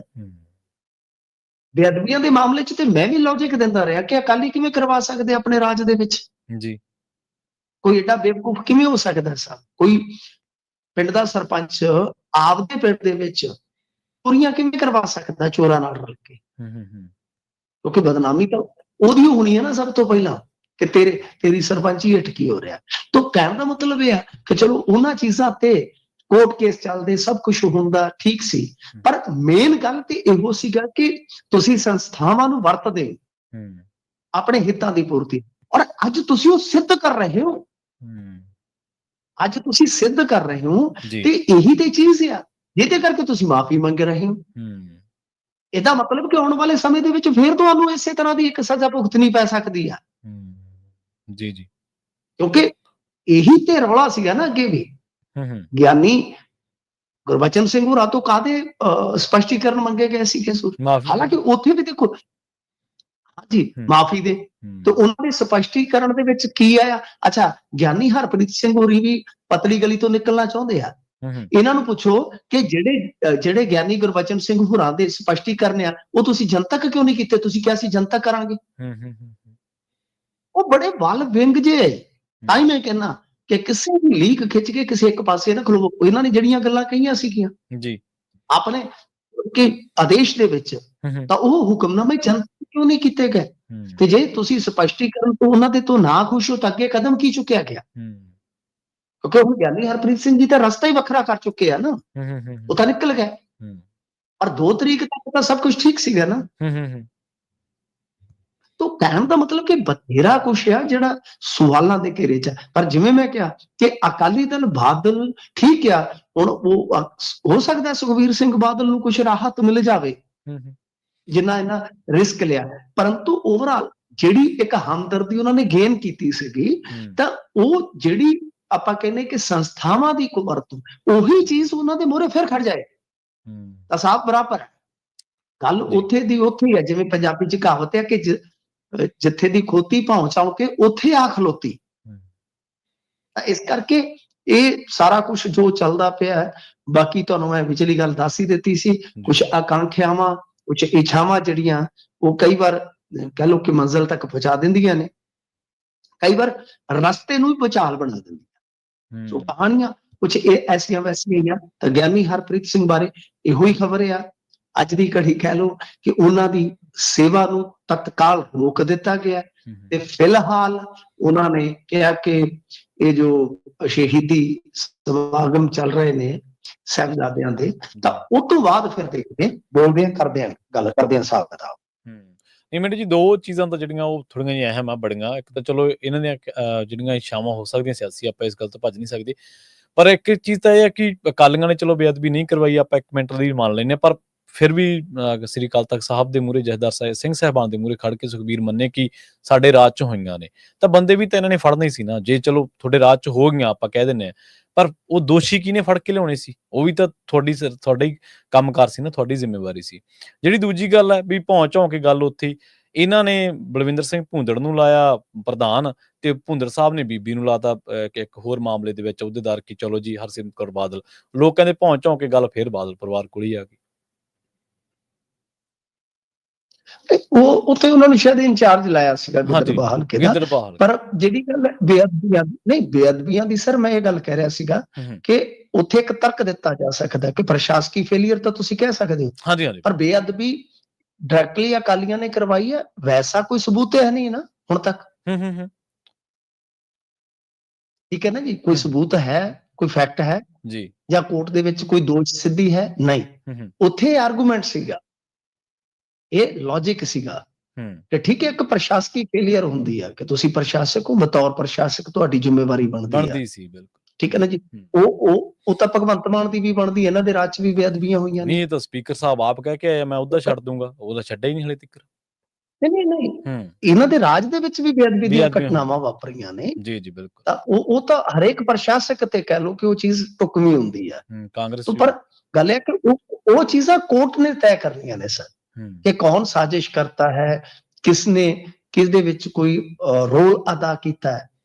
ਪਰ ਮੇਰੇ ਕਹਿਣ ਦਾ ਮਤਲਬ ਇਹ ਸੀਗਾ ਕਿ ਉਹਨਾਂ ਚੀਜ਼ਾਂ 'ਚ ਤੇ ਫਿਰ ਵੀ ਤੁਹਾਡੇ ਕੋਲ ਲੌਜਿਕ ਸੀਗੇ, ਫਿਰ ਵੀ ਕੁਝ ਲੋਕ ਤੁਹਾਡੇ ਹੱਕ 'ਚ ਖਲੋ ਰਹੇ ਸੀਗੇ ਕਿ ਇੰਨੇ ਚਿਰ 'ਚ ਬਈ ਜੇ ਇਹਨਾਂ ਨੇ ਐਸਾ ਕੁਝ ਕਰਾਇਆ ਤਾਂ ਤੁਸੀਂ ਦੋਸ਼ ਸਿੱਧੀ ਕਿਉਂ ਨਹੀਂ ਕਰ ਸਕੇ। ਪਰੰਤੂ ਹੁਣ ਜੋ ਤੁਸੀਂ ਕੀਤਾ ਹੈ ਜਾਂ ਹੋਇਆ ਸਰ, ਇਹ ਇੱਕ ਨਵਾਂ ਪ੍ਰਮਾਣ ਦੇ ਰਹੇ ਹੋ ਤੁਸੀਂ। ਸਹੀ, ਬਿਲਕੁਲ। ਇਹ ਹਾਈ ਚੀਜ਼ਾਂ ਤੇ ਅੱਗੇ ਕਰਕੇ ਤੇ ਤਨਖਾਹ ਭੁਗਤੀ ਆ, ਤੇ ਉਹੀ ਚੀਜ਼ਾਂ ਫੇਰ ਹੋ ਰਹੀਆਂ ਨੇ ਤਨਖਾਹ ਦੇ ਭੁਗਤਣ ਤੋਂ ਤੁਰੰਤ ਬਾਅਦ। ਸੋ ਮੇਰੇ ਕਹਿਣ ਦਾ ਮਤਲਬ ਇਹ ਸੀਗਾ ਕਿ ਜੋ ਹਮਲੇ ਤੋਂ ਬਾਅਦ ਹਮਦਰਦੀ ਗੇਨ ਹੋਈ, ਉਹ ਇੱਕੋ ਝਟਕੇ 'ਚ ਇਹਨਾਂ ਨੇ ਗਵਾ ਲਈ ਆ। ਜੀ, ਅਗਲੀ ਗੱਲ ਕਰੀਏ ਮਿੰਟੂ ਜੀ, ਖੇਤੀ ਖਰੜੇ ਦੀ ਕਿਸਾਨ ਆਗੂਆਂ ਨੇ ਰੱਦ ਕਰ ਦਿੱਤਾ ਜੀ। ਨਹੀਂ ਦੇਖੋ, ਉਹ ਤੇ ਹੋਣਾ ਹੀ ਸੀਗਾ। ਬੁੱਧੀਜੀਵੀਆਂ ਦਾ ਜਾਂ ਕੁਝ ਸਾਡੇ ਵਰਗਿਆਂ ਦਾ ਜਿਹੜਾ ਓਪੀਨੀਅਨ ਸੀਗਾ ਉਹ ਦੱਸ ਦਿੱਤਾ ਸੀਗਾ ਕਿ ਕਿਸ ਤਰ੍ਹਾਂ APMC ਦੇ ਬਰੋਬਰ ਉਹ ਢਾਂਚਾ ਖੜਾ ਕਰਨ ਨੂੰ ਫਿਰਦੇ ਆ, ਉਹ ਨਿਚੋੜ ਸੀਗਾ ਸਰ। ਤਾਂ ਉਹ ਕੋਈ ਵੀ ਬੰਦਾ ਪੰਜਾਬ 'ਚੋਂ ਕਿਹੜਾ ਬੰਦਾ ਪ੍ਰਵਾਨ ਕਰੇਗਾ ਜੀ ਉਹਨੂੰ? ਤੁਸੀਂ ਮੈਨੂੰ ਦੱਸ ਦਿਓ ਕਿ ਕੋਈ ਆੜਤੀਆ ਪ੍ਰਵਾਨ ਕਰੇਗਾ, ਇੱਕ ਪੱਲੇਦਾਰ ਪ੍ਰਵਾਨ ਕਰੇਗਾ, ਮੁਨੀਮ ਪ੍ਰਵਾਨ ਕਰੇਗਾ, ਸ਼ੈਲਰ ਇੰਡਸਟਰੀ ਵਾਲਾ ਪ੍ਰਵਾਨ ਕਰੇਗਾ, ਜਾਂ ਕੋਈ ਦਾਣਾ ਮੰਡੀ ਦੇ ਨੇੜੇ ਜਾਂ ਬਾਜ਼ਾਰੀ ਦੇ ਵਿੱਚ ਕਰਿਆਨੇ ਦਾ ਕਾਰੋਬਾਰ ਕਰਦਾ ਕੋਈ ਪ੍ਰਵਾਨ ਕਰੇਗਾ? ਕੋਈ ਵੀ ਬੰਦਾ ਪ੍ਰਵਾਨ ਨਹੀਂ ਕਰੇਗਾ ਇਸ ਤਰ੍ਹਾਂ ਦੇ ਢਾਂਚੇ ਨੂੰ ਪੰਜਾਬ ਦੇ ਅੰਦਰ। ਸੋ ਇਸ ਕਰਕੇ ਇਹ ਸਾਫ਼ ਸੀਗਾ, ਸਪਸ਼ਟ ਸੀਗਾ। ਤਾਂ ਗੱਲ ਇਹ ਹੈ ਕਿ ਖੁੱਡੀਆਂ ਸਾਹਿਬ ਦੀ ਇਹ ਸਿਆਣਪ ਕਹੀ ਜਾ ਸਕਦੀ ਹੈ ਕਿ ਉਹਨਾਂ ਨੇ ਪਹਿਲਾਂ ਬੁੱਧੀਜੀਵੀਆਂ ਦੀ ਰਾਏ ਲਈ, ਫਿਰ ਉਹ ਕਿਸਾਨ ਸੰਗਠਨਾਂ ਦੇ ਕੋਲ ਗਏ ਕਿ ਕੀ ਕਰੀਏ, ਤਾਂ ਉਹਨਾਂ ਨੇ ਇਹਦੇ ਤੇ ਕਾਂਟਾ ਮਾਰ ਦਿੱਤਾ ਕਿ ਤੇ ਬਿਲਕੁਲ ਖਤਰਨਾਕ ਨੇ ਜੀ, ਆਪਾਂ ਤੇ ਐਵੇਂ ਵਿਸਰ ਭੋਲੇ ਹੀ ਮਾਰੇ ਜਾਵਾਂਗੇ, ਕਿਉਂਕਿ ਇਹ ਤੇ ਬਿਲਕੁਲ ਜਿਹੜੇ ਅੱਗੇ ਖੇਤੀ ਕਾਨੂੰਨ ਰੱਦ ਕਰਵਾਏ ਸੀਗੇ ਇਹ ਇਨਡਾਇਰੈਕਟਲੀ ਹੁਣ ਫੇਰ ਲੈ ਕੇ ਆ ਗਏ ਨੇ। ਸੋ ਇਸ ਕਰਕੇ ਕਿਸਾਨ ਜਥੇਬੰਦੀਆਂ ਦੇ ਆਗੂ ਜਿਹੜੇ ਅੱਜ ਮੀਟਿੰਗ ਦੇ ਵਿੱਚ ਸ਼ਾਮਲ ਹੋਏ ਸੀਗੇ ਖੁੱਡੀਆਂ ਸਾਹਿਬ ਦੇ ਨਾਲ, ਤਾਂ ਉਹਨਾਂ ਨੇ ਕਿਹਾ ਕਿ ਬਈ ਇਹ ਸਭ ਕੁਝ ਇਕੱਲੇ ਕਿਸਾਨ ਨੂੰ ਨਹੀਂ ਪ੍ਰਭਾਵਿਤ ਕਰੇਗਾ, ਹਰ ਵਰਗ, ਜਿਵੇਂ ਮੈਂ ਤੁਹਾਨੂੰ ਦੱਸ ਹੀ ਦਿੱਤਾ ਕਿ ਇਹਦੇ ਨਾਲ ਪ੍ਰਭਾਵਿਤ ਹੋਏਗਾ। ਤਾਂ ਫਿਰ ਹੁਣ ਇਹਦੇ ਤੇ ਅਗਾਂਹ ਇਹਨਾਂ ਨੇ ਐਕਸ਼ਨ ਪ੍ਰੋਗਰਾਮ ਉਲੀਕ ਦਿੱਤੇ ਆ ਕਿ ਬਈ ਅਸੀਂ ਸੰਘਰਸ਼ ਕਰਾਂਗੇ। ਸੋ ਕੁੱਲ ਮਿਲਾ ਕੇ ਕਹਾਣੀ ਇੱਥੇ ਜੇ ਖੜਦੀ ਹੈ ਹਜ਼ੂਰ ਕਿ ਇਹ ਖੇਤੀ ਖਰੜਾ ਜਿਹੜਾ ਆਇਆ ਵਾ, ਇਸ ਨੂੰ ਇੱਕ ਵਾਰੀ ਬੁੱਧੀਜੀਵੀਆਂ ਨੇ ਜਾਂ ਚਲੋ ਥੋੜੇ ਬਹੁਤੇ ਜਿਹੜੇ ਤੁੱਛ ਬੁੱਧੀ ਵਾਲੇ ਸਾਡੇ ਵਰਗੇ ਬੰਦੇ ਆ ਜਿਹੜੇ ਉਹ, ਤੇ ਇਸ ਤੋਂ ਇਲਾਵਾ ਹੁਣ ਕਿਸਾਨ ਸੰਗਠਨ ਤੇ ਖੇਤੀ ਮੰਤਰੀ ਤਾਂ ਪਹਿਲਾਂ ਹੀ ਕਹਿ ਚੁੱਕੇ ਆ ਕਿ ਹਾਲੇ ਅਸੀਂ ਵਿਚਾਰ ਕਰਾਂਗੇ, ਸਾਨੂੰ ਸਮਾਂ ਦਿਓ ਆਪਦਾ ਓਪੀਨੀਅਨ ਦਰਜ ਕਰਵਾਉਣ ਵਾਸਤੇ। ਤਾਂ ਉਹ ਪਹਿਲਾਂ ਹੀ ਇਹਦੇ ਤੇ ਇੱਕ ਤਰ੍ਹਾਂ ਨਾਲ ਕਹਿ ਲਓ ਕਿ ਸ਼ਸ਼ੋ ਪੰਜ ਆਪਣੀ ਜਿਹੜੀ ਆ ਉਹ ਸਾਬਤ ਕਰ ਚੁੱਕੇ ਆ, ਪ੍ਰਗਟਾ ਚੁੱਕੇ ਆ ਕਿ ਹਾਲੇ ਅਸੀਂ ਕੋਈ ਯੈਸ ਨਹੀਂ ਕਰ ਸਕਦੇ। ਤਾਂ ਜਿਸ ਤਰ੍ਹਾਂ ਦੀ ਰਾਇਸ਼ੁਮਾਰੀ ਨਿਕਲ ਰਹੀ ਹੈ, ਜਿਸ ਤਰ੍ਹਾਂ ਦਾ ਵਿੱਚੋਂ ਨਿਚੋੜ ਨਿਕਲ ਰਿਹਾ ਵਾ, ਤਾਂ ਮੈਨੂੰ ਲੱਗਦਾ ਕਿ ਖੁੱਡੀਆਂ ਸਾਹਿਬ ਸਟੈਂਡ ਲੈ ਜਾਣਗੇ ਜਾਂ ਸਰਕਾਰ ਸਟੈਂਡ ਲੈ ਜਾਏਗੀ ਕਿ ਅਸੀਂ ਇਹਦੇ ਹੱਕ ਦੇ ਵਿੱਚ ਨਹੀਂ ਆ। ਤਾਂ ਉਹਦੇ ਵਾਸਤੇ ਕੀ ਹੋਏਗਾ ਕਿ ਆਗਾਮੀ ਜਿਹੜਾ ਸਰਦਰੁੱਤ ਦਾ ਸੈਸ਼ਨ ਹੋਏਗਾ ਉਹਦੇ ਵਿੱਚ ਇਹ ਮਤਾ ਪਾ ਕੇ ਇਹਨੂੰ ਰਿਜੈਕਸ਼ਨ ਦੇ ਕੇ ਤੇ ਕੇਂਦਰ ਤੱਕ ਭੇਜ ਦੇਣਗੇ। ਮਤਲਬ ਉਹਦੇ ਚ ਕੀ ਹੋਏਗਾ ਕਿ ਇੱਕ ਹਾਊਸ ਦਾ, ਯਾਨੀ ਪੂਰੀ ਪੰਜਾਬ ਦੀ ਜਿਹੜੀ ਜਨਤਾ ਹੈ ਜਿਸਨੇ ਸਰਕਾਰ ਚੁਣੀ ਹੈ, ਕਿ ਉਹਦਾ ਇੱਕ ਮਤ ਕੀ ਆ, ਪੂਰੇ ਸਟੇਟ ਦਾ ਮਤ ਕੀ ਆ, ਉਹ ਉੱਤੇ ਕੇਂਦਰ ਨੂੰ ਭੇਜ ਦਿੱਤਾ ਜਾਊਗਾ ਕਿ ਪੰਜਾਬ ਦਾ ਮਤ ਇਹ ਹੈ ਹਜ਼ੂਰ ਕਿ ਅਸੀਂ ਇਸ ਨੂੰ ਰੱਦ ਕਰਦੇ ਹਾਂ। ਜੀ। ਤੇ ਪ੍ਰਦੀਪ ਕਲੇਰ ਕਹਿੰਦੇ ਹੁਣ ਸਰਕਾਰੀ ਗਵਾਹ ਬਣੂਗਾ ਜੀ। ਹਾਂਜੀ, ਦੇਖੋ ਪ੍ਰਦੀਪ ਕਲੇਰ ਇੱਕ ਬੜੇ ਜਿੱਦਾਂ ਕਹਿ ਲਓ ਕਿ ਨਾ ਸਸਪੈਂਸ ਵਾਲੇ ਸਾਰੇ ਪ੍ਰਕਰਣ ਦੇ ਵਿੱਚ ਕਾਬੂ ਆਇਆ ਸੀਗਾ, ਪੂਰਾ ਸਸਪੈਂਸ ਵਾਲਾ ਪ੍ਰਕਰਣ ਸੀਗਾ। ਸ਼ਾਇਦ ਮੇਰੇ ਖਿਆਲ ਦੇ ਨਾਲ, ਜੇ ਮੈਂ ਭੁੱਲਦਾ ਨਹੀਂ ਹੈ, ਤਾਂ ਫਰਵਰੀ ਚ ਇਹ ਫੜਿਆ ਜਾਂਦਾ, ਫਰਵਰੀ ਮਾਰਚ ਦੇ ਵਿੱਚ, ਕਿਉਂਕਿ ਜਨਵਰੀ ਚ ਇਹਦੀਆਂ ਤਸਵੀਰਾਂ ਜਿਹੜੀਆਂ ਉਹ ਅਯੁੱਧਿਆ ਚੋਂ ਸਾਹਮਣੇ ਆਉਂਦੀਆਂ, ਇਸ ਨੂੰ ਫੜ ਲਿਆ ਜਾਂਦਾ ਹੈ। ਔਰ ਫਿਰ ਬੜਾ ਹੀ ਨਾਟਕੀ ਜਿਹਾ ਇੱਕ ਘਟਨਾਕ੍ਰਮ ਵਾਪਰਦਾ ਹੈ ਕਿ ਪੰਜਾਬੀ ਮੀਡੀਆ ਦੇ ਵਿੱਚ ਬਹੁਤ ਜ਼ੋਰ ਸ਼ੋਰ ਦੇ ਨਾਲ ਪ੍ਰਦੀਪ ਕਲੇਰ ਨੂੰ ਸਪੇਸ ਦਿੱਤਾ ਜਾਂਦਾ ਤੇ ਉਹ ਤਾਬੜ ਤੋੜ ਹਮਲੇ ਜਿਹੜੇ ਆ ਉਹ ਖਾਸ ਤੌਰ ਤੇ ਕਹਿ ਲਓ ਅਕਾਲੀਆਂ ਤੇ ਹੁੰਦਾ ਹੈ। ਠੀਕ ਹੈ ਜੀ। ਉਸ ਤੋਂ ਬਾਅਦ ਅਚਾਨਕ ਉਹ ਫੇਰ ਗਾਇਬ ਹੋ ਜਾਂਦਾ ਜੀ।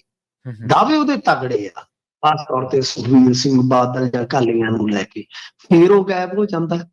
ਹੁਣ ਅਚਾਨਕ, ਕਿਉਂਕਿ ਉਦੋਂ ਹੀ ਕੁਝ ਲੋਕਾਂ ਨੇ ਸ਼ੱਕ ਪ੍ਰਗਟਾਇਆ ਸੀਗਾ ਕਿ ਇਹ ਸਰਕਾਰੀ ਗਵਾਹ ਬਣੇਗਾ, ਸਰਕਾਰ ਇਸ ਨੂੰ ਸਰਕਾਰੀ ਗਵਾਹ ਬਣਾਏਗੀ। ਤਾਂ ਹੁਣ ਉਹਦੇ ਵਿੱਚ ਤਕਰੀਬਨ ਕਹਿ ਲਓ ਕਿ ਸਾਰਾ ਕੁਝ ਸੱਚ ਸਾਬਤ ਹੋ ਰਿਹਾ। SIT ਨੇ ਦੋਸ਼ੀ ਪ੍ਰਦੀਪ ਕਲੇਰ ਨੂੰ ਸਰਕਾਰੀ ਗਵਾਹ ਬਣਾਉਣ ਦੀ ਅਪੀਲ ਕੋਰਟ ਤੋਂ ਕੀਤੀ ਆ। ਜੇ ਅਪਰੂਵਲ ਮਿਲ ਜਾਂਦੀ ਆ ਤਾਂ ਇਹਦਾ ਮਤਲਬ ਇਹ ਆ ਕਿ ਪ੍ਰਦੀਪ ਕਲੇਰ ਜਿਹੜਾ ਉਹ ਸਰਕਾਰੀ ਗਵਾਹ ਬਣ ਜਾਏਗਾ। ਸਰਕਾਰੀ ਗਵਾਹ ਨੂੰ ਕੁਝ ਰਿਆਇਤ ਮਿਲ ਜਾਂਦੀ ਆ ਕਾਨੂੰਨਨ, ਪਰ ਉਹਦੇ ਵਿੱਚ ਉਹਦੇ ਬਿਆਨ ਜਿਹੜੇ ਆ ਉਹ ਦੋਸ਼ ਸਿੱਧੀ ਵਾਸਤੇ ਜਾਂ ਗਾਂ ਦੂਜਿਆਂ ਨੂੰ ਦੋਸ਼ ਜਿਹੜੇ ਉਹਦੇ ਸਿੱਧ ਕਰਵਾਉਣ ਵਾਸਤੇ ਜਾਂ ਸਜ਼ਾ ਦਿਵਾਉਣ ਵਾਸਤੇ ਉਹ ਕਹਿ ਲਓ ਕਿ ਇੱਕ ਵਜ਼ਨ ਰੱਖਦੇ ਆ। ਸੋ ਇਹ ਹੁਣ ਕੀ ਕਹਿੰਦਾ, ਕੀ ਕਰਦਾ, ਕਿੱਥੋਂ ਤੱਕ ਕਹਾਣੀ ਨੂੰ ਲੈ ਕੇ ਜਾਂਦਾ ਹੈ ਤੇ ਪਤਾ ਨਹੀਂ ਹੈ। ਤੇ ਚੰਡੀਗੜ੍ਹ ਜ਼ਿਲ੍ਹਾ ਕੋਰਟ ਦੇ ਵਿੱਚ ਆਪਣੇ ਜਿਹੜੇ ਬਿਆਨ ਇਹਨੇ ਦਿੱਤੇ ਸੀਗੇ ਤੇ ਉਹਦੇ ਵਿੱਚ ਇਹਨੇ ਡੇਰੇਦਾਰ ਦਾ, ਹਨੀਪ੍ਰੀਤ ਦਾ ਜਿਹੜਾ ਸੀ ਉਹ ਨਾਮ ਲਿਆ ਸੀਗਾ। ਜੀ। ਤੇ ਹੁਣ ਅੱਗੇ ਕਿਸ ਤਰ੍ਹਾਂ ਮਾਮਲਾ ਚੱਲੇਗਾ ਮੈਨੂੰ ਨਹੀਂ ਪਤਾ, ਪਰ ਸਭ ਤੋਂ ਪਹਿਲਾਂ ਤੇ ਪਤਾ ਇਹੋ ਹੋਣਾ ਚਾਹੀਦਾ ਕਿ ਕੀ ਕੋਰਟ ਅਪਰੂਵ ਕਰਦੀ ਹੈ ਕਿ ਨਹੀਂ। ਜੇ ਸਰਕਾਰੀ ਗਵਾਹ ਦੇ ਤੌਰ ਤੇ ਪ੍ਰਦੀਪ ਕਲੇਰ ਨੂੰ ਲਿਆ ਜਾਂਦਾ ਹੈ ਤਾਂ ਫਿਰ ਮੇਰੇ ਖਿਆਲ ਦੇ ਨਾਲ ਇਹ ਵੀ ਇੱਕ ਚੀਜ਼ ਵੇਖਣ ਵਾਲੀ ਹੋਏਗੀ ਕਿ ਪ੍ਰਦੀਪ ਕਲੇਰ ਜਿਹੜਾ ਉਹ ਜਿਹਦੀ ਕਿ ਇੱਕ ਮਹੱਤਵਪੂਰਨ ਭੂਮਿਕਾ ਹੁਣ ਤੱਕ ਮੰਨੀ ਜਾਂਦੀ ਸੀਗੀ, ਸ਼ਾਇਦ ਉਹ ਸਜ਼ਾ ਤੋਂ ਬਚ ਜਾਵੇ, ਸ਼ਾਇਦ ਉਹ ਸਜ਼ਾ ਤੋਂ ਵੀ। ਇਹ ਕਹਾਣੀ ਹੈ, ਹਾਲੇ ਹੋਰ ਵੀ ਕੁਝ ਗ੍ਰਿਫਤਾਰੀਆਂ ਹੋਣੀਆਂ ਬਾਕੀ ਹੈ, ਪਰ ਇਸ ਮਾਮਲੇ ਦੇ ਵਿੱਚ ਇਹ ਇੱਕ ਇੰਟਰਸਟਿੰਗ ਹੁਣ ਪੜਾਅ ਆ ਗਿਆ ਕਿ ਕੀ ਕੋਰਟ ਅਪਰੂਵਲ ਦਿੰਦੀ ਹੈ ਤੇ ਉਸ ਤੋਂ ਬਾਅਦ ਫਿਰ ਗਾਂ ਇਸ ਮੁਕੱਦਮੇ ਦਾ ਕੀ ਨਿਆਂ ਹੁੰਦਾ ਹੈ ਕਿ ਨਹੀਂ ਹੁੰਦਾ। ਇਹ ਜੀ। ਵੱਡੀ ਗੱਲ ਜਿਹੜੀ ਆ ਉਹ ਰਹੇਗੀ। ਪਰ ਡੇਰਾ ਮੁਖੀ ਹੈ ਜਿਹੜਾ, ਉਹਦੇ 2 ਕੇਸ ਜਿਹੜੇ ਆ ਉਹ ਸੁਣਵਾਈ ਤੇ ਲੱਗੇ ਆ। ਇੱਕ ਚੋਂ ਪਹਿਲਾਂ ਬਰੀ ਹੋ ਚੁੱਕਾ। ਜੇ ਇਹ 2 ਦੇ 2 ਨਿਕਲਦੇ, ਜਿਹਦੀ ਉਮੀਦ ਆ ਨਿਕਲ ਜਾਣਗੇ, ਤਾਂ ਸਮਝ ਲਓ ਇੱਕੋ ਝਟਕੇ 'ਚ ਉਹਦੇ ਸਾਰੇ ਫਾਹੇ ਵੱਢੇ ਜਾਣੇ। ਜੀ। ਤੇ ਭਿਓਰਾ ਵੱਲੋਂ ਕਹਿੰਦੇ ਅਦਾਲਤ ਦੇ ਵਿੱਚ ਚਾਰਾਜੋਈ ਕੀਤੀ ਗਈ ਹੈ ਜੀ। ਦੇਖੋ, ਗੱਲ ਇਹ ਆ ਕਿ ਕੋਈ ਵੀ ਬੰਦਾ ਜਦੋਂ ਜੇਲ੍ਹ ਦੇ ਵਿੱਚ ਬੰਦ ਹੁੰਦਾ ਹੈ ਨਾ, ਉਹ ਉਸ ਵੇਲੇ ਅਦਾਲਤ ਦੇ ਵਿੱਚ ਜਾਂਦਾ ਹੁੰਦਾ ਹੈ ਜਦੋਂ ਉਹਦੀ ਲੋਕਲ ਲੈਵਲ ਤੇ ਕੋਈ ਸੁਣਵਾਈ ਨਹੀਂ ਹੁੰਦੀ, ਜਦੋਂ ਅਥਾਰਟੀ ਉਹਦੀ ਕੋਈ ਗੱਲ ਨਹੀਂ ਸੁਣਦੀ। ਇੱਕੋ ਚਾਰਾ ਹੁੰਦਾ ਹੈ ਕਿ ਫਿਰ ਕੋਰਟ ਦੇ ਵਿੱਚ ਜਾਇਆ ਜਾਵੇ, ਚਾਹੇ ਉਹ ਜੇਲ੍ਹ ਦੇ ਵਿੱਚ ਕੋਈ ਤੰਗੀ ਹੋਵੇ, ਕੋਈ ਮੈਡੀਕਲ ਸਹੂਲੀਅਤ ਜਿਹੜੀ ਚਾਹੀਦੀ ਆ, ਲੋੜੀਂਦੀ ਆ, ਉਹ ਨਾ ਪ੍ਰੋਵਾਈਡ ਕਰਵਾਈ ਜਾ ਰਹੀ ਹੋਵੇ, ਜਾਂ ਕੋਈ ਉਹਦਾ ਜਿਹੜਾ ਕੈਦੀ ਦਾ ਕੋਈ ਉੱਥੇ ਦਾ ਅਧਿਕਾਰ ਹੈ ਉਸਨੂੰ ਦੇਣ ਤੋਂ ਪ੍ਰਸ਼ਾਸਨ ਨਾ ਕਰ ਦਿੰਦਾ ਹੈ, ਤਾਂ ਉਹਨੂੰ ਹਾਸਲ ਕਰਨ ਵਾਸਤੇ ਫਰਜ਼ ਕਰੋ ਕਿਸੇ ਬੈਰਕ ਦੇ ਵਿੱਚ ਟੀਵੀ ਹੁੰਦਾ ਹੈ, ਤੇ ਜਾਂ ਇੱਕ ਸੈੱਲ ਦੇ ਵਿੱਚ ਕੁਝ ਸਹੂਲਤਾਂ ਚਾਹੀਦੀਆਂ ਹੁੰਦੀਆਂ ਨੇ, ਉਹ ਬੰਦ ਕਰ ਦਿੱਤੀਆਂ ਜਾਂਦੀਆਂ, ਤਾਂ ਕਈ ਵਾਰ ਟੈਲੀਵਿਜ਼ਨ ਤੱਕ ਦੀਆਂ ਵੀ ਪਟੀਸ਼ਨਾਂ ਪੈ ਜਾਂਦੀਆਂ ਹੁੰਦੀਆਂ ਨੇ। ਸੋ ਇਸ ਕਰਕੇ ਇਹ ਜਿਹੜੀ ਇਸ ਤਰ੍ਹਾਂ ਦੀ ਪਟੀਸ਼ਨ ਹੁੰਦੀ ਹੈ, ਜਿਹਦੇ ਵਿੱਚ ਮੰਨ ਲਓ ਕੋਈ ਜਾ ਕੇ ਮੈਡੀਕਲ ਖਾਸ ਤੌਰ ਤੇ ਮੰਗਦਾ ਕਿ ਮੇਰੀ ਮੈਡੀਕਲ, ਕਿਉਂਕਿ ਦੇਖੋ ਸੁਪਰੀਮ ਕੋਰਟ ਦਾ ਕਿਉਂਕਿ ਮੈਂ ਦੇਖੋ ਇਹਨਾਂ ਦੀ ਚੀਜ਼ਾਂ ਤੇ ਬਹੁਤ ਜ਼ਿਆਦਾ ਧਿਆਨ ਰੱਖਦਾ, ਤੇ ਮੇਰਾ ਵਾਹ ਵਾਸਤਾ ਹੀ ਛੋਟੀ ਜੀ ਜ਼ਿੰਦਗੀ ਦਾ ਜ਼ਿਆਦਾ ਇੱਧਰ ਹੀ ਰਿਹਾ ਹੈ। ਦਰਅਸਲ ਕੀ ਹੈ ਕਿ ਸੁਪਰੀਮ ਕੋਰਟ 'ਚ ਬਹੁਤ ਪਹਿਲਾਂ ਇੱਕ ਮਾਮਲਾ ਗਿਆ ਸੀ, ਉਹ ਸੀ ਸੁਨੀਲ ਬੱਤਰਾ ਵਰਸਸ ਦਿੱਲੀ ਪ੍ਰਸ਼ਾਸਨ। ਤਾਂ ਉਹਦੇ 'ਚ ਕੀ ਹੈ, ਸੁਪਰੀਮ ਕੋਰਟ ਨੇ ਇਹ ਇੱਕ ਤਰ੍ਹਾਂ ਨਾਲ ਕਹਿ ਲਓ ਕਿ ਜੱਜਮੈਂਟ ਦੇ ਦਿੱਤੀ ਸੀਗੀ ਕਿ ਕੈਦੀਆਂ ਨੂੰ ਜੋ ਇਲਾਜ ਚਾਹੀਦਾ ਹੈ ਉਹਨਾਂ ਦਾ ਅਧਿਕਾਰ ਹੈ। ਮਸਲਨ ਕਿ ਇੱਕ ਕੋਈ ਕੈਦੀ ਆ, ਉਹਨੂੰ ਕਿਡਨੀ ਦੀ ਪ੍ਰੋਬਲਮ ਹੈ, ਤਾਂ ਤੁਹਾਡੇ ਕੋਲ ਲਾਗੇ ਵਾਸਤੇ ਕੋਈ ਹੈ ਨਹੀਂ ਗੁਰਦਿਆਂ ਦਾ ਕੋਈ ਮਾਹਰ, ਇਹਦਾ ਮਤਲਬ ਇਹ ਨਹੀਂ ਤੁਸੀਂ ਕਹਿ ਸਕਦੇ ਜੀ ਕਿ ਸਾਨੂੰ ਹੁਣ ਅਸੀਂ ਕਿਸੇ ਨੂੰ ਫਰੀਦਕੋਟ ਤੋਂ ਚੰਡੀਗੜ੍ਹ ਕਿੱਦਾਂ ਲਿਜਾਈਏ, ਨਹੀਂ, ਉਹਦਾ ਅਧਿਕਾਰ ਹੈ, ਤੁਸੀਂ ਬੰਦੋਬਸਤ ਕਰਨੇ ਨੇ ਸਾਰੇ। ਤਾਂ ਸਰ ਜਿੰਨਾ ਮਰਜ਼ੀ ਖਰਚਾ ਆ ਜਾਵੇ ਇੱਕ ਕੈਦੀ ਤੇ, ਚਾਹੇ 50 ਲੱਖ ਆ ਜਾਵੇ ਚਾਹੇ 60 ਲੱਖ, ਸਰਕਾਰ ਕਰੂ ਜਿਹੜਾ ਹਿਰਾਸਤ ਦੇ ਵਿੱਚ ਆ। ਤਾਂ ਇਹ ਪਰਮਜੀਤ ਸਿੰਘ ਭਿਓਰਾ ਦਾ ਜਿਹੜਾ ਮਸਲਾ ਹੈ ਉਹ ਇਹੋ ਆ ਕਿ ਮੈਡੀਕਲ ਸਹੂਲਤ ਨਹੀਂ ਦਿੱਤੀ ਜਾ ਰਹੀ, ਜਦ ਕਿ ਇਹ ਕਿਹਾ ਜਾ ਰਿਹਾ ਹੈ ਪਟੀਸ਼ਨ ਦੇ ਵਿੱਚ ਕਿ ਪੇਟ 'ਚ ਇੰਨੀ ਇਨਫੈਕਸ਼ਨ ਆ ਕਿ ਗੱਲਾਂ ਹੀ ਛੱਡ ਦਿਓ, ਮਤਲਬ ਕਿ ਪਿਸ਼ਾਬ ਕਰਨ ਦੇ ਵਿੱਚ ਵੀ ਬਹੁਤ ਹੀ ਜ਼ਿਆਦਾ ਸਮੱਸਿਆ, ਯਾਨੀ ਜਿਵੇਂ ਪੀੜ ਹੋਣ ਲੱਗ ਜਾਂਦੀ ਆ, ਇਨਫੈਕਸ਼ਨ ਜ਼ਿਆਦਾ ਹੋਵੇ ਨਾ, ਤੇ ਉਹਦੇ ਨਾਲ ਕੀ ਦਿੱਕਤ ਦੋਹਰੀ ਹੁੰਦੀ ਆ। ਇੱਕ ਤੇ ਜਿਵੇਂ ਜਦੋਂ ਤੁਸੀਂ ਯੂਰਿਨ ਪਾਸ ਕਰੋਗੇ ਉਦੋਂ ਸਮੱਸਿਆ ਆਉਂਦੀ ਹੈ, ਇੱਕ ਜਦੋਂ ਤੁਸੀਂ ਖਾਣਾ ਪਚਾਉਣਾ ਹੈ ਤੁਹਾਨੂੰ ਪੇਟ ਦੀ ਵੀ ਸਮੱਸਿਆ ਆਉਣੀ ਹੈ ਨਾ। ਤਾਂ ਫਿਰ ਇੱਕ ਜੇਲ੍ਹ ਹੈ ਜਿੱਥੇ ਤੁਸੀਂ ਕੋਈ ਪਰਹੇਜ਼ ਨਹੀਂ ਕਰ ਸਕਦੇ, ਕੋਈ ਵੱਖਰਾ ਕੁਝ ਤੁਹਾਡੇ ਕੋਲ ਕੋਈ ਹੋਰ ਬੰਦੋਬਸਤ ਨਹੀਂ ਹੁੰਦਾ, ਜੋ ਜੇਲ੍ਹ ਦੇ ਵਿੱਚ ਮਿਲਦਾ ਉਹਦੇ ਨਾਲ ਹੀ ਤੁਸੀਂ ਗੁਜ਼ਾਰਾ ਕਰਨਾ। ਇੱਕ ਪੇਟ ਦੀ ਸਮੱਸਿਆ ਹੋ ਜਾਵੇ, ਬਹੁਤ ਮੁਸ਼ਕਿਲ ਹੈ ਸਰ, ਬਹੁਤ ਮੁਸ਼ਕਿਲ ਹੈ। ਪੇਟ ਦੀ ਤੇ ਪਿੱਠ ਦੀ ਜੇ ਉੱਥੇ ਸਮੱਸਿਆ ਆ ਗਈ ਤਾਂ ਬਹੁਤ ਵੱਡੀ ਦਿੱਕਤ ਹੋ ਜਾਂਦੀ ਹੈ ਕਿਸ ਵੀ ਬੰਦੀ ਵਾਸਤੇ। ਸੋ ਇਹ ਹੁਣ ਚਾਰਾ ਜੋ ਇਹਨਾਂ ਨੇ ਕੀਤੀ ਹੈ ਕਿ ਸਾਨੂੰ ਇਹ ਦਵਾਈ ਦੱਪਾ ਜੋ ਵੀ ਇਲਾਜ ਆ ਉਹਦਾ ਪ੍ਰਬੰਧ ਨਹੀਂ ਕਰਕੇ ਦੇ ਰਹੇ, ਤਾਂ ਇਹ ਘਟੀਆ ਮਾਨਸਿਕਤਾ ਹੈ ਇਹਨਾਂ ਅਫਸਰਾਂ ਦੀ, ਮੇਰਾ ਮੰਨਣਾ। ਕਿਉਂਕਿ ਜੇ ਉਹ ਕਿਤੇ ਬਾਹਰ ਭੇਜਣਗੇ ਇਹਨਾਂ ਨੂੰ ਪਤਾ ਸਾਨੂੰ ਸਿਕਿਉਰਿਟੀ ਬਹੁਤ ਲਾਉਣੀ ਪਵੇਗੀ, ਬਹੁਤ ਜ਼ਿਆਦਾ ਪ੍ਰਬੰਧ ਕਰਨੇ ਪੈਣਗੇ। ਕਈ ਵਾਰ ਇਹਨਾਂ ਚੀਜ਼ਾਂ ਤੋਂ ਹੀ ਇਹ ਕਹਿ ਲਓ ਕਿ ਭੱਜ ਜਾਂਦੇ ਆ, ਤੇ ਉੱਥੇ ਹੁੰਦਾ ਕੀ ਹੈ ਕਿ ਜੇਲ੍ਹ ਦੇ ਵਿੱਚ ਜੋ ਫਾਰਮਾਸਿਸਟ ਹੁੰਦਾ ਉਹਦੇ ਤੋਂ ਕਹਿ ਦਿਓ ਕਿ ਦਵਾਈ ਲੈ ਲਾ ਜੀ, ਆਹ ਕਰ ਦੋ, ਦਰਦ ਦੀ ਮਤਲਬ ਕਿ ਇਲਾਜ ਪ੍ਰੋਪਰ ਨਹੀਂ ਹੁੰਦਾ। ਸੋ ਇਸ ਕਰਕੇ ਇਹ ਜਿਹੜੀ ਕਹਿ ਲਓ ਕਿ ਪਟੀਸ਼ਨ ਪਈ ਹੈ ਤਾਂ ਹੁਣ ਅਦਾਲਤ ਨੇ ਨੋਟਿਸ ਕੱਢਿਆ ਜੀ। ਤੇ ਮਿੰਟੂ ਜੀ ਗੱਲ ਕਰੀਏ ਔਜਲਾ ਸਾਹਿਬ ਦੀ, ਇਹਨਾਂ ਨੇ ਕੇਂਦਰ ਨੂੰ ਪੱਤਰ ਲਿਖਿਆ ਜੀ ਕਿਸੇ ਮਾਮਲੇ ਦੇ ਵਿੱਚ। ਹਾਂਜੀ, ਇਹ ਕਹਿੰਦੇ ਆ ਕਿ ਇੱਥੇ ਤੇ ਠਾਹ ਹੋਈ ਪਈ ਆ, ਥਾਣਿਆਂ ਦੇ ਵਿੱਚ ਗ੍ਰਨੇਡ ਲੋਕੀ ਐ ਸੁੱਟ ਜਾਂਦੇ ਆ ਜਿਵੇਂ ਜਵਾਕ ਜਿਹੜੇ ਆ ਉਹ ਸ਼ਰਾਰਤ ਦੇ ਨਾਲ ਕਿਸੇ ਦੇ ਘਰ ਦੇ ਵਿੱਚ ਇੱਟਾ ਵੱਟਾ ਮਾਰ ਜਾਂਦੇ ਆ। ਕਹਾਣੀ ਤੇ ਵਾਕਿਆ ਵੈਸੀ ਬਣੀ ਪਈ ਆ, ਪਰ ਇਹ ਕਹਿੰਦੇ ਆ ਕਿ ਕੇਂਦਰ ਦਖਲ ਦੇਵੇ। ਹੁਣ ਦੱਸੋ ਕਿ ਕੇਂਦਰ ਤੋਂ ਆਪਾਂ ਕੀ ਰਾਸ਼ਟਰਪਤੀ ਰਾਜ ਲਵਾ ਲਈਏ? ਉਹ ਸੁੱਟ ਕੇ ਠੀਕ ਹੈ, ਗ੍ਰਨੇਡ ਸੁੱਟ ਕੇ ਜਾਂਦੇ ਆ, ਮਾੜੀ ਗੱਲ ਹੈ ਜੋ ਹੁੰਦਾ ਪਿਆ, ਇਹਦੇ ਵਾਸਤੇ ਮਾਨ ਸਰਕਾਰ ਜ਼ਿੰਮੇਵਾਰ ਹੈ, ਇਹਦੀ ਜ਼ਿੰਮੇਵਾਰੀ ਤੈਅ ਹੋਣੀ ਚਾਹੀਦੀ ਆ। ਪਰ ਗੱਲ ਇਹ ਆ ਕਿ ਹੁਣ ਕੀ ਇਹਦੇ ਤੇ ਕੀਤਾ ਜਾ ਸਕਦਾ, ਤਾਂ ਉਹ ਤਾਂ ਪੱਤਰ ਲਿਖ ਕੇ ਕਹਿ ਰਹੇ ਕਿ ਕੇਂਦਰੀ ਸੁਰੱਖਿਆ ਏਜੰਸੀਆਂ ਜਿਹੜੀਆਂ ਇੱਥੇ ਤੈਨਾਤ ਕਰ ਦਿੱਤੀਆਂ ਜਾਣ। ਤਾਂ ਮੇਰੇ ਖਿਆਲ ਦੇ ਨਾਲ ਐਸੀ ਕੋਈ ਸਥਿਤੀ ਤੇ ਆਈ ਨਹੀਂ, ਕੋਈ ਜਾਨੀ ਨੁਕਸਾਨ ਹੋਇਆ ਨਹੀਂ ਪ੍ਰਵੀਨ ਜੀ। ਗੱਲ ਕੀ ਆ ਕਿ ਠੀਕ ਜਿਹੜੇ ਕਹਾਣੀ ਚੱਲਦੀ ਪਈ ਇਹਦੇ ਚ ਅੱਗੇ ਨੁਕਸਾਨ ਹੋਣ ਦੀ ਸੰਭਾਵਨਾ ਜ਼ਰੂਰ ਆ। ਪਰ ਹੋ ਕੀ ਰਿਹਾ ਹੈ ਕਿ ਇੱਥੇ ਕੁਝ ਬੰਦੇ ਜਿਹੜੇ ਆ, ਕੋਈ ਜਿੱਦਾਂ ਲਾ ਲਓ ਕਿ ਖਾਣ ਪੀਣ ਵਾਲੇ ਆ ਜਾਂ ਲੋੜਵੰਦ ਆ ਜਾਂ ਜਿਨ੍ਹਾਂ ਨੂੰ ਲਾਲਚ ਆ ਕਿ ਬਾਹਰ ਜਾਣਾ ਆ, ਤਾਂ ਇਸ ਤਰ੍ਹਾਂ ਮਤਲਬ ਕਿ ਉਹਨਾਂ ਨੂੰ ਮੋਡਿਊਲ ਦਾ ਹਿੱਸਾ ਬਣਾਇਆ ਜਾ ਰਿਹਾ, ਉਹਨਾਂ ਨੂੰ ਵਰਤਿਆ ਜਾ ਰਿਹਾ, ਔਰ ਉਹ ਜ਼ਿਆਦਾਤਰ ਫੜੇ ਜਾਂਦੇ ਨੇ। ਬਾਹਰ ਬੈਠੇ ਕੁਝ ਬੰਦੇ ਕੰਮ ਕਰਵਾਉਂਦੇ ਨੇ, ਕਰਵਾ ਦਿੰਦੇ, ਉਹ ਕਾਮਯਾਬ ਹੋ ਜਾਂਦੇ ਆ। ਉਹਨਾਂ ਦਾ ਕੀ ਮਨਸੂਬਾ ਹੈ, ਕਿਹਦੇ ਨਾਲ ਗੱਠਜੋੜ ਆ, ਮੈਂ ਉਹਦੇ ਬਾਰੇ ਕੋਈ ਠੋਸ ਐਵੀਡੈਂਸ ਤੇ ਨਹੀਂ ਦੇ ਸਕਦਾ ਤੁਹਾਨੂੰ, ਪਰ ਉਹਦੀਆਂ ਥਿਊਰੀਆਂ ਕਈ ਕਿ ਬਈ ਉਹ ਗਾਂ ਜੀ ਮਤਲਬ ਕਿ ਏਜੰਸੀਆਂ ਨਾਲ ਰਲ ਜਾਂਦੇ ਆ, ਜਾਂ ਜੋ ਕਹਿ ਲਓ ਐਂਟੀ ਇੰਡੀਆ ਐਲੀਮੈਂਟ ਨੇ, ਇਹ ਉਹਨਾਂ ਬਾਰੇ ਥਿਊਰੀ ਦਿੰਦੇ ਆ ਕਿ ਬਈ ਉਹਨਾਂ ਨਾਲ ਰਲੇ ਹੋਏ ਆ, ਜਾਂ ਕੁਛ ਇਹ ਕਹਿੰਦੇ ਕਿ ਸੈਂਟੀਮੈਂਟ ਜਿਹੜੇ ਆ ਬਦਲ ਰਹੇ ਆ, ਜਾਂ ਆਪਣੇ ਇੱਥੋਂ ਦੇ ਕ੍ਰਾਈਮ ਦੇ ਜਿਹੜੇ ਉਹਨਾਂ ਦੇ ਕਹਿ ਲਓ ਕਿ ਕਮਾਈ ਦੇ ਸਾਧਨ ਆ ਡਰ ਵਾਲੇ, ਉਹਨਾਂ ਨੂੰ ਵਧਾਉਣਾ ਚਾਹੁੰਦੇ, ਮਤਲਬ ਕਿ ਕੁਝ ਵੀ ਆ, ਉਹ ਚੀਜ਼ ਮੈਂ ਨਹੀਂ ਦੱਸ ਸਕਦਾ ਕਿ ਐਗਜ਼ੈਕਟਲੀ ਕੀ ਆ। ਪਰੰਤੂ ਇਹ ਜਿਹੜਾ ਮਾਹੌਲ ਆ ਕਿ ਜ਼ਿਆਦਾਤਰ ਉਹ ਬੰਦੇ ਜਿਹੜੇ ਜਿਨ੍ਹਾਂ ਨੂੰ ਇਹ ਵਰਤਦੇ ਨੇ ਉਹ ਫੜੇ ਜਾਂਦੇ ਨੇ, ਉਹਨਾਂ ਤੋਂ ਭੱਜਿਆ ਹੀ ਨਹੀਂ ਜਾਂਦਾ ਕਿਸੇ ਪਾਸੇ। ਰਾਤੋਂ ਰਾਤ ਕਿੱਥੇ ਤੁਸੀਂ ਫਲਾਈਟ ਚੜ੍ਹ ਕੇ ਕੈਨੇਡਾ ਪਹੁੰਚ ਜਾਓਗੇ। ਸੋ ਇਸ ਕਰਕੇ ਗੱਲ ਇਹ ਆ ਕਿ ਕੇਂਦਰੀ ਏਜੰਸੀਆਂ ਵਾਲੀ ਕੋਈ ਗੱਲ ਤੇ ਹੈ ਨਹੀਂ ਗੀ ਕਿ ਆ ਬੜਾ ਕੋਈ RDX ਯੂਜ਼ ਹੋ ਗਿਆ, ਕੋਈ ਐਸਾ ਵੈਸਾ ਹੋ ਗਿਆ, ਪਰੰਤੂ ਹਾਂ ਹੋ ਸਕਦਾ ਹੈ ਕਿਉਂਕਿ ਇਹ ਹਰੇਕ ਮਾਮਲੇ 'ਚ ਅਗਾਊ ਟਾਲਾ ਨਹੀਂ ਕਰ ਪਾਉਂਦੇ। ਯਾਨੀ ਇੱਕ ਹੁੰਦੀ ਹੈ ਇੰਟੈਲੀਜੈਂਸ ਤੁਹਾਡੀ ਬੜੀ ਐਕਟਿਵ ਹੋ ਜਾਂਦੀ ਆ ਤੇ ਤੁਸੀਂ ਪਹਿਲਾਂ ਹੀ ਬੰਦੇ ਨੂੰ ਜੁੱਪ ਲੈਂਦੇ ਹੋ ਤੇ ਕਹਿ ਦਿੰਦੇ ਹੋ ਕਿ ਆਹ ਦੇਖ ਲਓ ਜੀ ਇਹਨੇ ਆਹ ਕਰਨਾ ਸੀ, ਅਸੀਂ ਆਹ ਫੜਿਆ ਪਿਆ।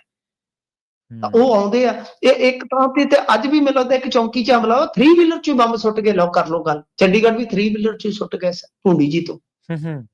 ਮਤਲਬ ਆਹ ਅਸੀਂ ਪਹਿਲੀ ਵਾਰੀ ਦੇਖਣ ਡਿਆ ਕਿ ਭੁੰਡੇ ਜਿਹੜੀ ਹੁੰਦੇ ਆ ਜਿਹੜੇ 3 ਵੀਲਰ ਭੁੰਡੀਆਂ ਜਿਹਨਾਂ ਨੂੰ ਆਪਾਂ ਕਹਿੰਦੇ, ਉਹਨਾਂ ਦੇ ਵਿੱਚੋਂ ਬੰਬ ਸੁੱਟ ਜਾਂਦੇ ਨੇ, ਗ੍ਰੇਨੇਡ ਸੁੱਟ ਜਾਂਦੇ ਨੇ।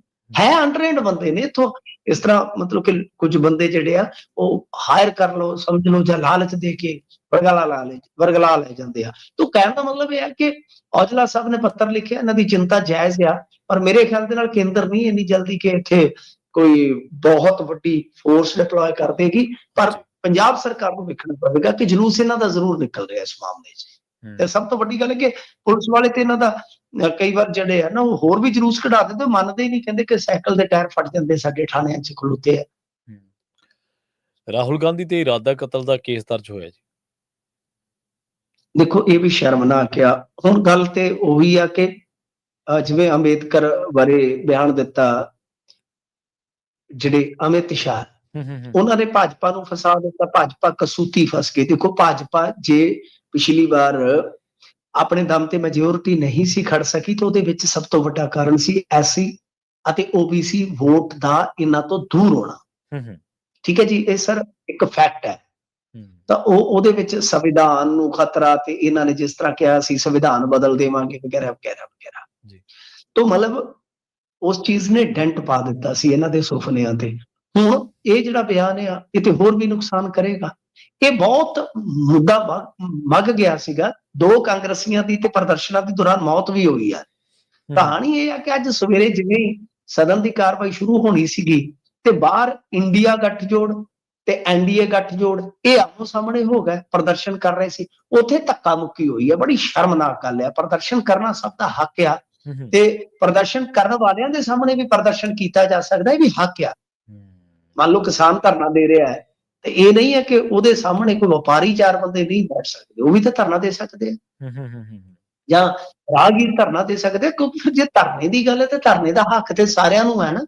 ਤੇ ਜੇ ਇੰਡੀਆ ਵਾਲੇ ਕਰ ਰਹੇ ਸੀ, NDA ਵਾਲੇ ਵੀ ਕਰ ਲੈਂਦੇ, ਪਰ ਉੱਥੇ ਧੱਕਾ ਮੁੱਕੀ ਹੋਈ ਆ। ਇੱਕ ਇਹਨਾਂ ਦਾ ਮੱਧ ਪ੍ਰਦੇਸ਼ ਦਾ ਹੈਗਾ MP ਸਰੰਗੀ, ਉਹ ਮਤਲਬ ਕਿ ਕਿਤੇ ਡਿੱਗ ਪਿਆ ਪੌੜੀਆਂ ਤੋਂ, ਧੱਕਾ ਤੁੱਕਾ ਵੱਜਿਆ ਤੇ ਉਹਦਾ ਸਿਰ ਪਾੜ ਗਿਆ। ਇੱਕ ਆ ਉਹ ਬੇਹੋਸ਼ ਹੋ ਗਿਆ, ਯਾਨੀ ਇਹਨਾਂ ਨੂੰ ਹਸਪਤਾਲ ਖੜਿਆ ਗਿਆ। ਉਹ ਜਿਹੜਾ ਸਰੰਗੀ ਆ ਉਹ ਕਹਿੰਦਾ ਰਾਹੁਲ ਗਾਂਧੀ ਨੇ ਧੱਕਾ ਮਾਰਿਆ ਦੂਜੇ ਨੂੰ, ਦੂਜਾ ਮੇਰੇ ਤੇ ਡਿੱਗਾ ਤੇ ਮੇਰਾ ਸਿਰ ਪਾੜ ਗਿਆ। ਹੁਣ ਦੱਸਦੇ ਇਹ ਆ ਕਿ ਰਾਹੁਲ ਗਾਂਧੀ ਤੇ ਕੇਸ ਦਰਜ ਹੋ ਗਿਆ ਕਤਲ ਦਾ ਸ਼ਾਇਦ। ਤਾਂ ਇਹ ਵੀ ਆਪਣੇ ਆਪ ਦੇ ਵਿੱਚ ਕਹ ਲਓ ਕਿ ਬੜਾ ਵੱਡਾ ਮਾਮਲਾ ਬਣ ਗਿਆ। ਹੁਣ ਦੇਖੋ ਤੁਸੀਂ, ਕਮਾਲ ਦੀ ਗੱਲ ਹੈ ਕਿ ਕਿੱਥੇ ਅਮਿਤ ਸ਼ਾਹ ਹੋਰੀ ਫਸੇ ਫਿਰਦੇ ਸੀਗੇ, ਕਿੱਥੇ ਤੇ ਭਾਜਪਾ ਫਸ ਗਈ ਸੀ ਕਸੂਤੀ, ਤੇ ਅੱਜ ਸਵੇਰੇ ਸਾਰਾ ਬਦਲ ਗਿਆ। ਸਭ ਆਹੀ ਤੇ ਚੀਜ਼ ਹੈ ਨਾ, ਆਹੀ ਤਾਂ ਕੁਝ ਇਹ ਬੜੀ ਚਾਲਾਕੀਆਂ ਨੇ। ਹੁਣ ਰਾਹੁਲ ਗਾਂਧੀ ਨੇ ਕੀ ਕੀਤਾ ਕੀ ਨਹੀਂ ਕੀਤਾ, ਉਹ ਸਾਰੀ ਖਬਰ ਹੀ ਬਦਲ ਗਈ, ਕਿਉਂਕਿ ਜਿਹੜਾ ਗੋਦੀ ਮੀਡੀਆ ਸਰ ਉਹਨੂੰ ਤਾਂ ਇਹ ਚੀਜ਼ਾਂ ਚਾਹੀਦੀਆਂ। ਤਾਂ ਫਿਲਹਾਲ ਖਬਰ ਇਹ ਆ ਰਹੀ ਹੈ ਕਿ ਰਾਹੁਲ ਗਾਂਧੀ ਤੇ ਮੁਕੱਦਮਾ ਦਰਜ ਹੋ ਗਿਆ ਜੀ। ਮਿੰਟੂ ਜੀ, ਇਹਨਾਂ ਖਾਸ ਖਬਰਾਂ ਤੇ ਖਾਸ ਜਾਣਕਾਰੀਆਂ ਦੇ ਲਈ ਤੁਹਾਡਾ ਬਹੁਤ ਬਹੁਤ ਧੰਨਵਾਦ ਜੀ। ਧੰਨਵਾਦ ਜੀ। ਪ੍ਰੋਗਰਾਮ ਖਬਰ ਤੇ ਨਜ਼ਰ ਦੇ ਪਹਿਲੇ ਹਿੱਸੇ ਦੇ ਵਿੱਚ ਆਪਣੇ ਨਾਲ ਜੁੜੇ ਸਨ ਮਿੰਟੂ ਗੁਰਸਰਗਾ ਜੀ, ਜਿਨ੍ਹਾਂ ਦੇ ਨਾਲ ਆਪਾਂ ਕਈ ਅਹਿਮ ਖਬਰਾਂ ਨੂੰ ਲੈ ਕੇ ਚਰਚਾ ਕੀਤੀ ਹੈ। ਖਬਰਾਂ ਤੇ ਮਸਲੇ ਹਾਲੇ ਹੋਰ ਵੀ ਨੇ, ਜਿਨ੍ਹਾਂ ਨੂੰ ਲੈ ਕੇ ਆਪਾਂ ਗੱਲਬਾਤ ਕਰਾਂਗੇ, ਚਰਚਾ ਕਰਾਂਗੇ। ਵੇਲਾ ਹੋ ਗਿਆ ਇੱਕ ਬ੍ਰੇਕ ਦੇ ਲਈ ਰੁਕਣ ਦਾ। ਜਲਦ ਵਾਪਸੀ ਇੱਕ ਸ਼ਾਰਟ ਬ੍ਰੇਕ ਤੋਂ ਬਾਅਦ। ਜੁੜੇ ਰਹੋ ਪੰਜਾਬੀ ਰੇਡੀਓ USA ਦੇ ਨਾਲ।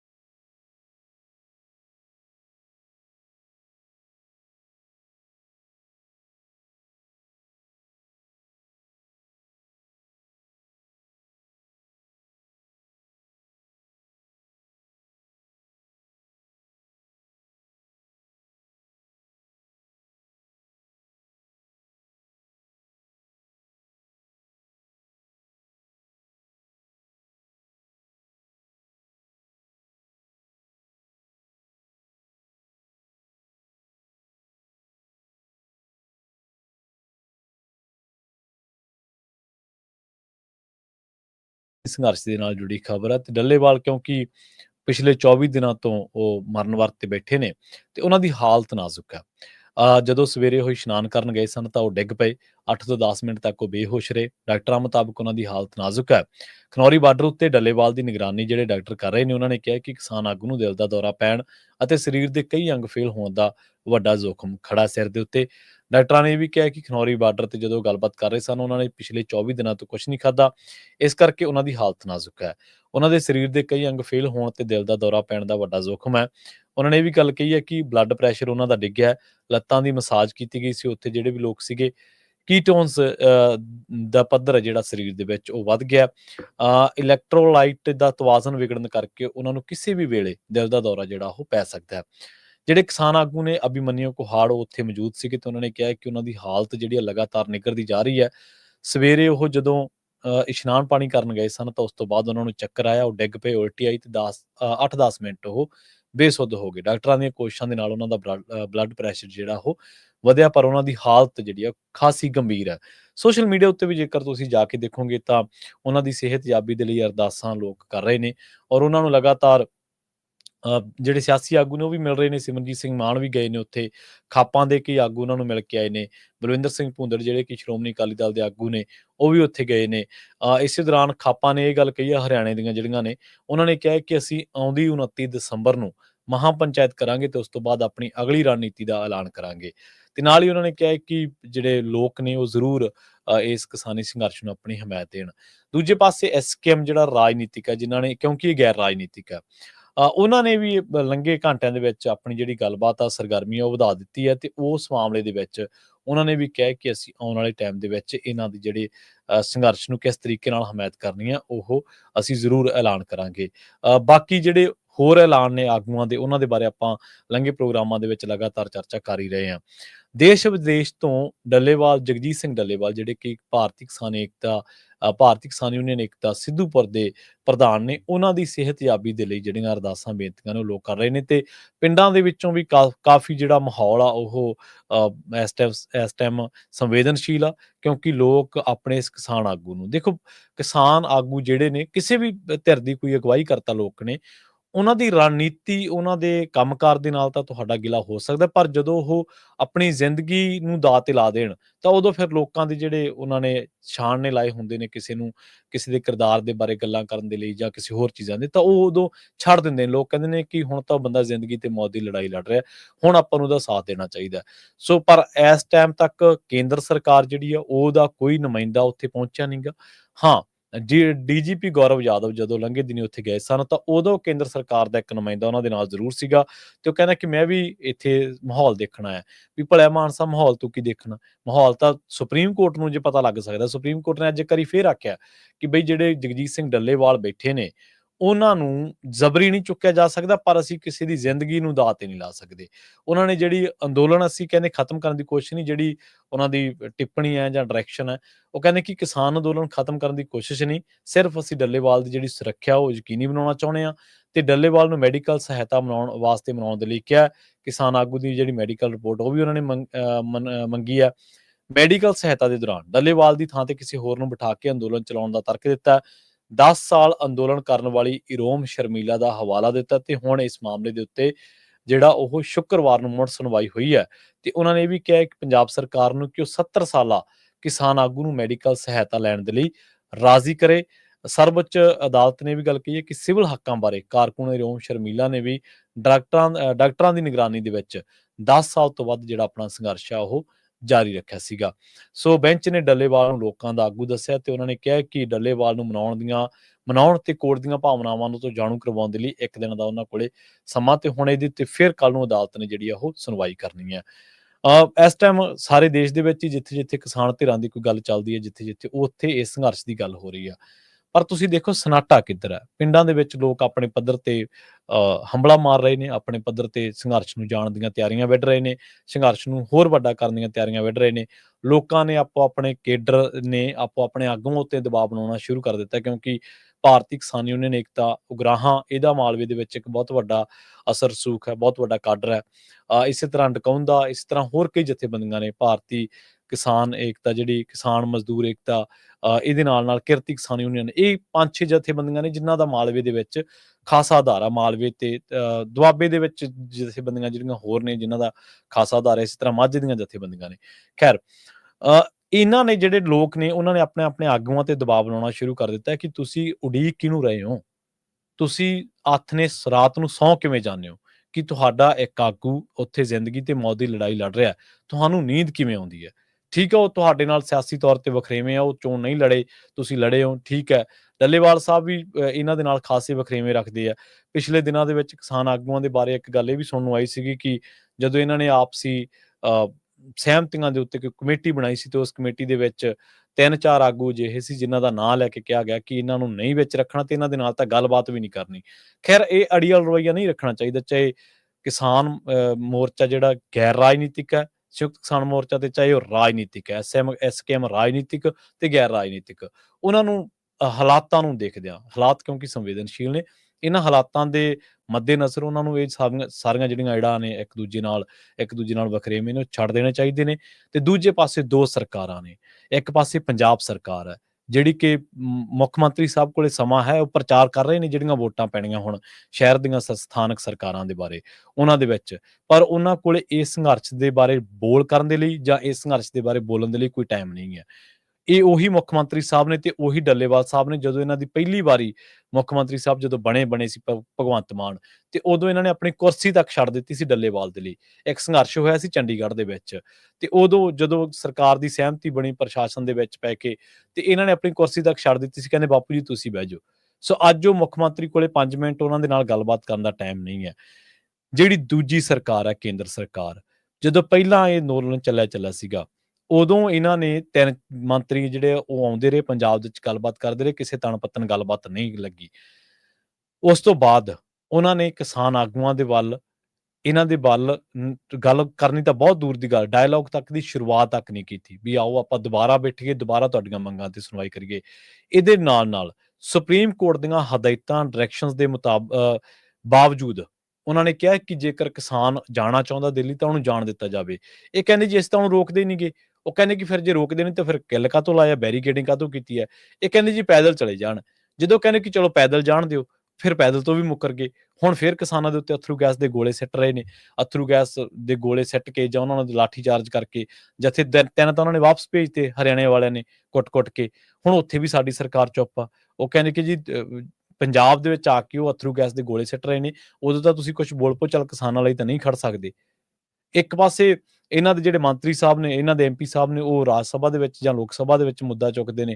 ਦੂਜੇ ਪਾਸੇ ਕਹਿੰਦੇ ਨੇ ਜੀ ਮਾਲਵਿੰਦਰ ਕੰਗ ਜਿਹੜੇ MP ਨੇ, ਉਹ ਕਹਿੰਦੇ ਜੀ ਅਸੀਂ ਜਿਹੜੀ ਕੇਂਦਰ ਸਰਕਾਰ ਆ ਉਹਦੇ ਨਾਲ ਰਾਬਤੇ ਦੇ ਵਿੱਚ ਹੈ। ਜੇਕਰ ਤੁਸੀਂ ਰਾਬਤੇ ਦੇ ਵਿੱਚ ਹੋ, ਜੇਕਰ ਤੁਹਾਡੀ ਗੱਲ ਚੱਲ ਰਹੀ ਹੈ ਤੇ ਗੱਲ ਦੱਸੋ ਤਾਂ ਸਹੀ ਲੋਕਾਂ ਨੂੰ ਬਾਹਰ ਆ ਕੇ ਕਿ ਸਾਡੀ ਆਹ ਗੱਲਬਾਤ ਹੋਈ ਹੈ, ਹੁਣ ਤੱਕ ਆਹ ਚੀਜ਼ਾਂ ਤੇ ਸਹਿਮਤੀ ਹੋਈ ਹੈ। ਰਾਬਤਾ ਕੀ ਹੈ? ਕਿੰਨੀਆਂ ਚੀਜ਼ਾਂ ਨੂੰ ਉਡੀਕ ਰਹੇ ਹੋ ਹਲੇ? ਨਾ ਤੁਸੀਂ ਹਰਿਆਣੇ ਤੇ ਕੁਝ ਬੋਲ ਸਕਦੇ ਹੋ। ਔਰ ਜਿਹੜੇ 91-92 ਹੋਰ ਨੇ, ਹੁਣ 3-4 ਜ਼ਿਮਨੀ ਚੋਣਾਂ ਸਰਕਾਰ ਜਿੱਤੀ ਹੈ, ਪਤਾ ਨਹੀਂ ਕਿੰਨੇ ਹੋਰ ਹੋ ਗਏ ਨੇ, ਔਰ ਉਹਨਾਂ ਦੀ ਕੋਈ ਮੌਜੂਦਗੀ ਨਹੀਂ, ਕੋਈ ਲੋਕ ਸੰਘਰਸ਼ ਤੇ, ਕੋਈ ਲੋਕਾਂ ਦੀਆਂ ਭਾਵਨਾਵਾਂ ਤੇ, ਲੋਕਾਂ ਦੇ ਜਜ਼ਬਾਤਾਂ ਤੇ ਕੋਈ ਟਿੱਪਣੀ ਨਹੀਂ ਗੀ ਉਹਨਾਂ ਦੀ। ਉਹ ਪਤਾ ਨਹੀਂ ਕਿਸ ਚੀਜ਼ ਨੂੰ ਉਹ ਉਡੀਕਦੇ ਨੇ, ਕਿਹੜੀ ਚੀਜ਼ ਦੀ ਉਹ ਵੇਟ ਦੇ ਵਿੱਚ ਨੇ।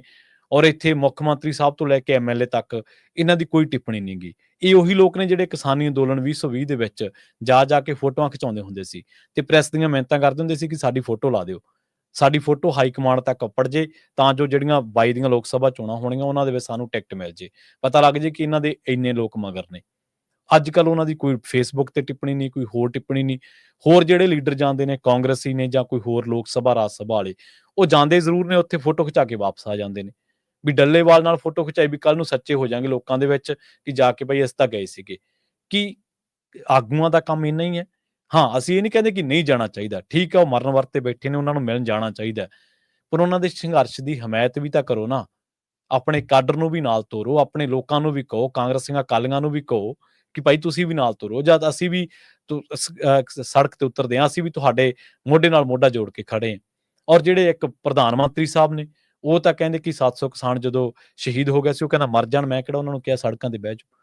ਜਿਹੜੇ ਮੁਲਕ ਦਾ ਪ੍ਰਧਾਨ ਮੰਤਰੀ ਕਿਸਾਨਾਂ ਪ੍ਰਤੀ ਇਹ ਇੰਨੀ ਨਫ਼ਰਤ ਰੱਖਦਾ, ਔਰ ਪਿਛਲੇ 10 ਸਾਲਾਂ ਦੇ ਵਿੱਚ 14 ਦੇ ਵਿੱਚ ਉਹ ਬਣੇ ਨੇ, ਪਿਛਲੇ 10 ਸਾਲਾਂ ਦੇ ਵਿੱਚ ਉਹਨਾਂ ਨੇ 10 ਮਿੰਟ ਨਹੀਂ ਕੱਢੇ ਕਿਸਾਨਾਂ ਵਾਸਤੇ। ਕੀ ਇਸ ਤਰ੍ਹਾਂ ਸਰਕਾਰਾਂ ਚੱਲਦੀਆਂ ਨੇ? ਕਿ ਇਸ ਤਰ੍ਹਾਂ ਤਾਨਾਸ਼ਾਹੀ ਤਰੀਕੇ ਨਾਲ ਸਰਕਾਰਾਂ ਬਿਹੇਵ ਕਰਦੀਆਂ ਨੇ ਲੋਕਾਂ ਦੇ ਅੰਦੋਲਨਾਂ ਦੇ ਨਾਲ। ਤੁਸੀਂ ਬੇਸ਼ੱਕ ਉਹਨਾਂ ਨੂੰ ਦੇਣਾ ਕੁਛ ਨਹੀਂ ਦੇਣਾ, ਮੰਗਾਂ ਮੰਨਣੀਆਂ ਚਾਹੇ ਨਹੀਂ ਮੰਨਣੀਆਂ, ਘੱਟੋ ਘੱਟ ਪ੍ਰਭਾਵ ਤਾਂ ਸਿਰਜੋ ਕਿ ਅਸੀਂ ਡਾਇਲੋਗ ਕਰਨ ਦੇ ਇੱਛੁਕ ਹਾਂ, ਅਸੀਂ ਡਾਇਲੋਗ ਕਰਨ ਦੇ ਚਾਹਵਾਨ ਹਾਂ।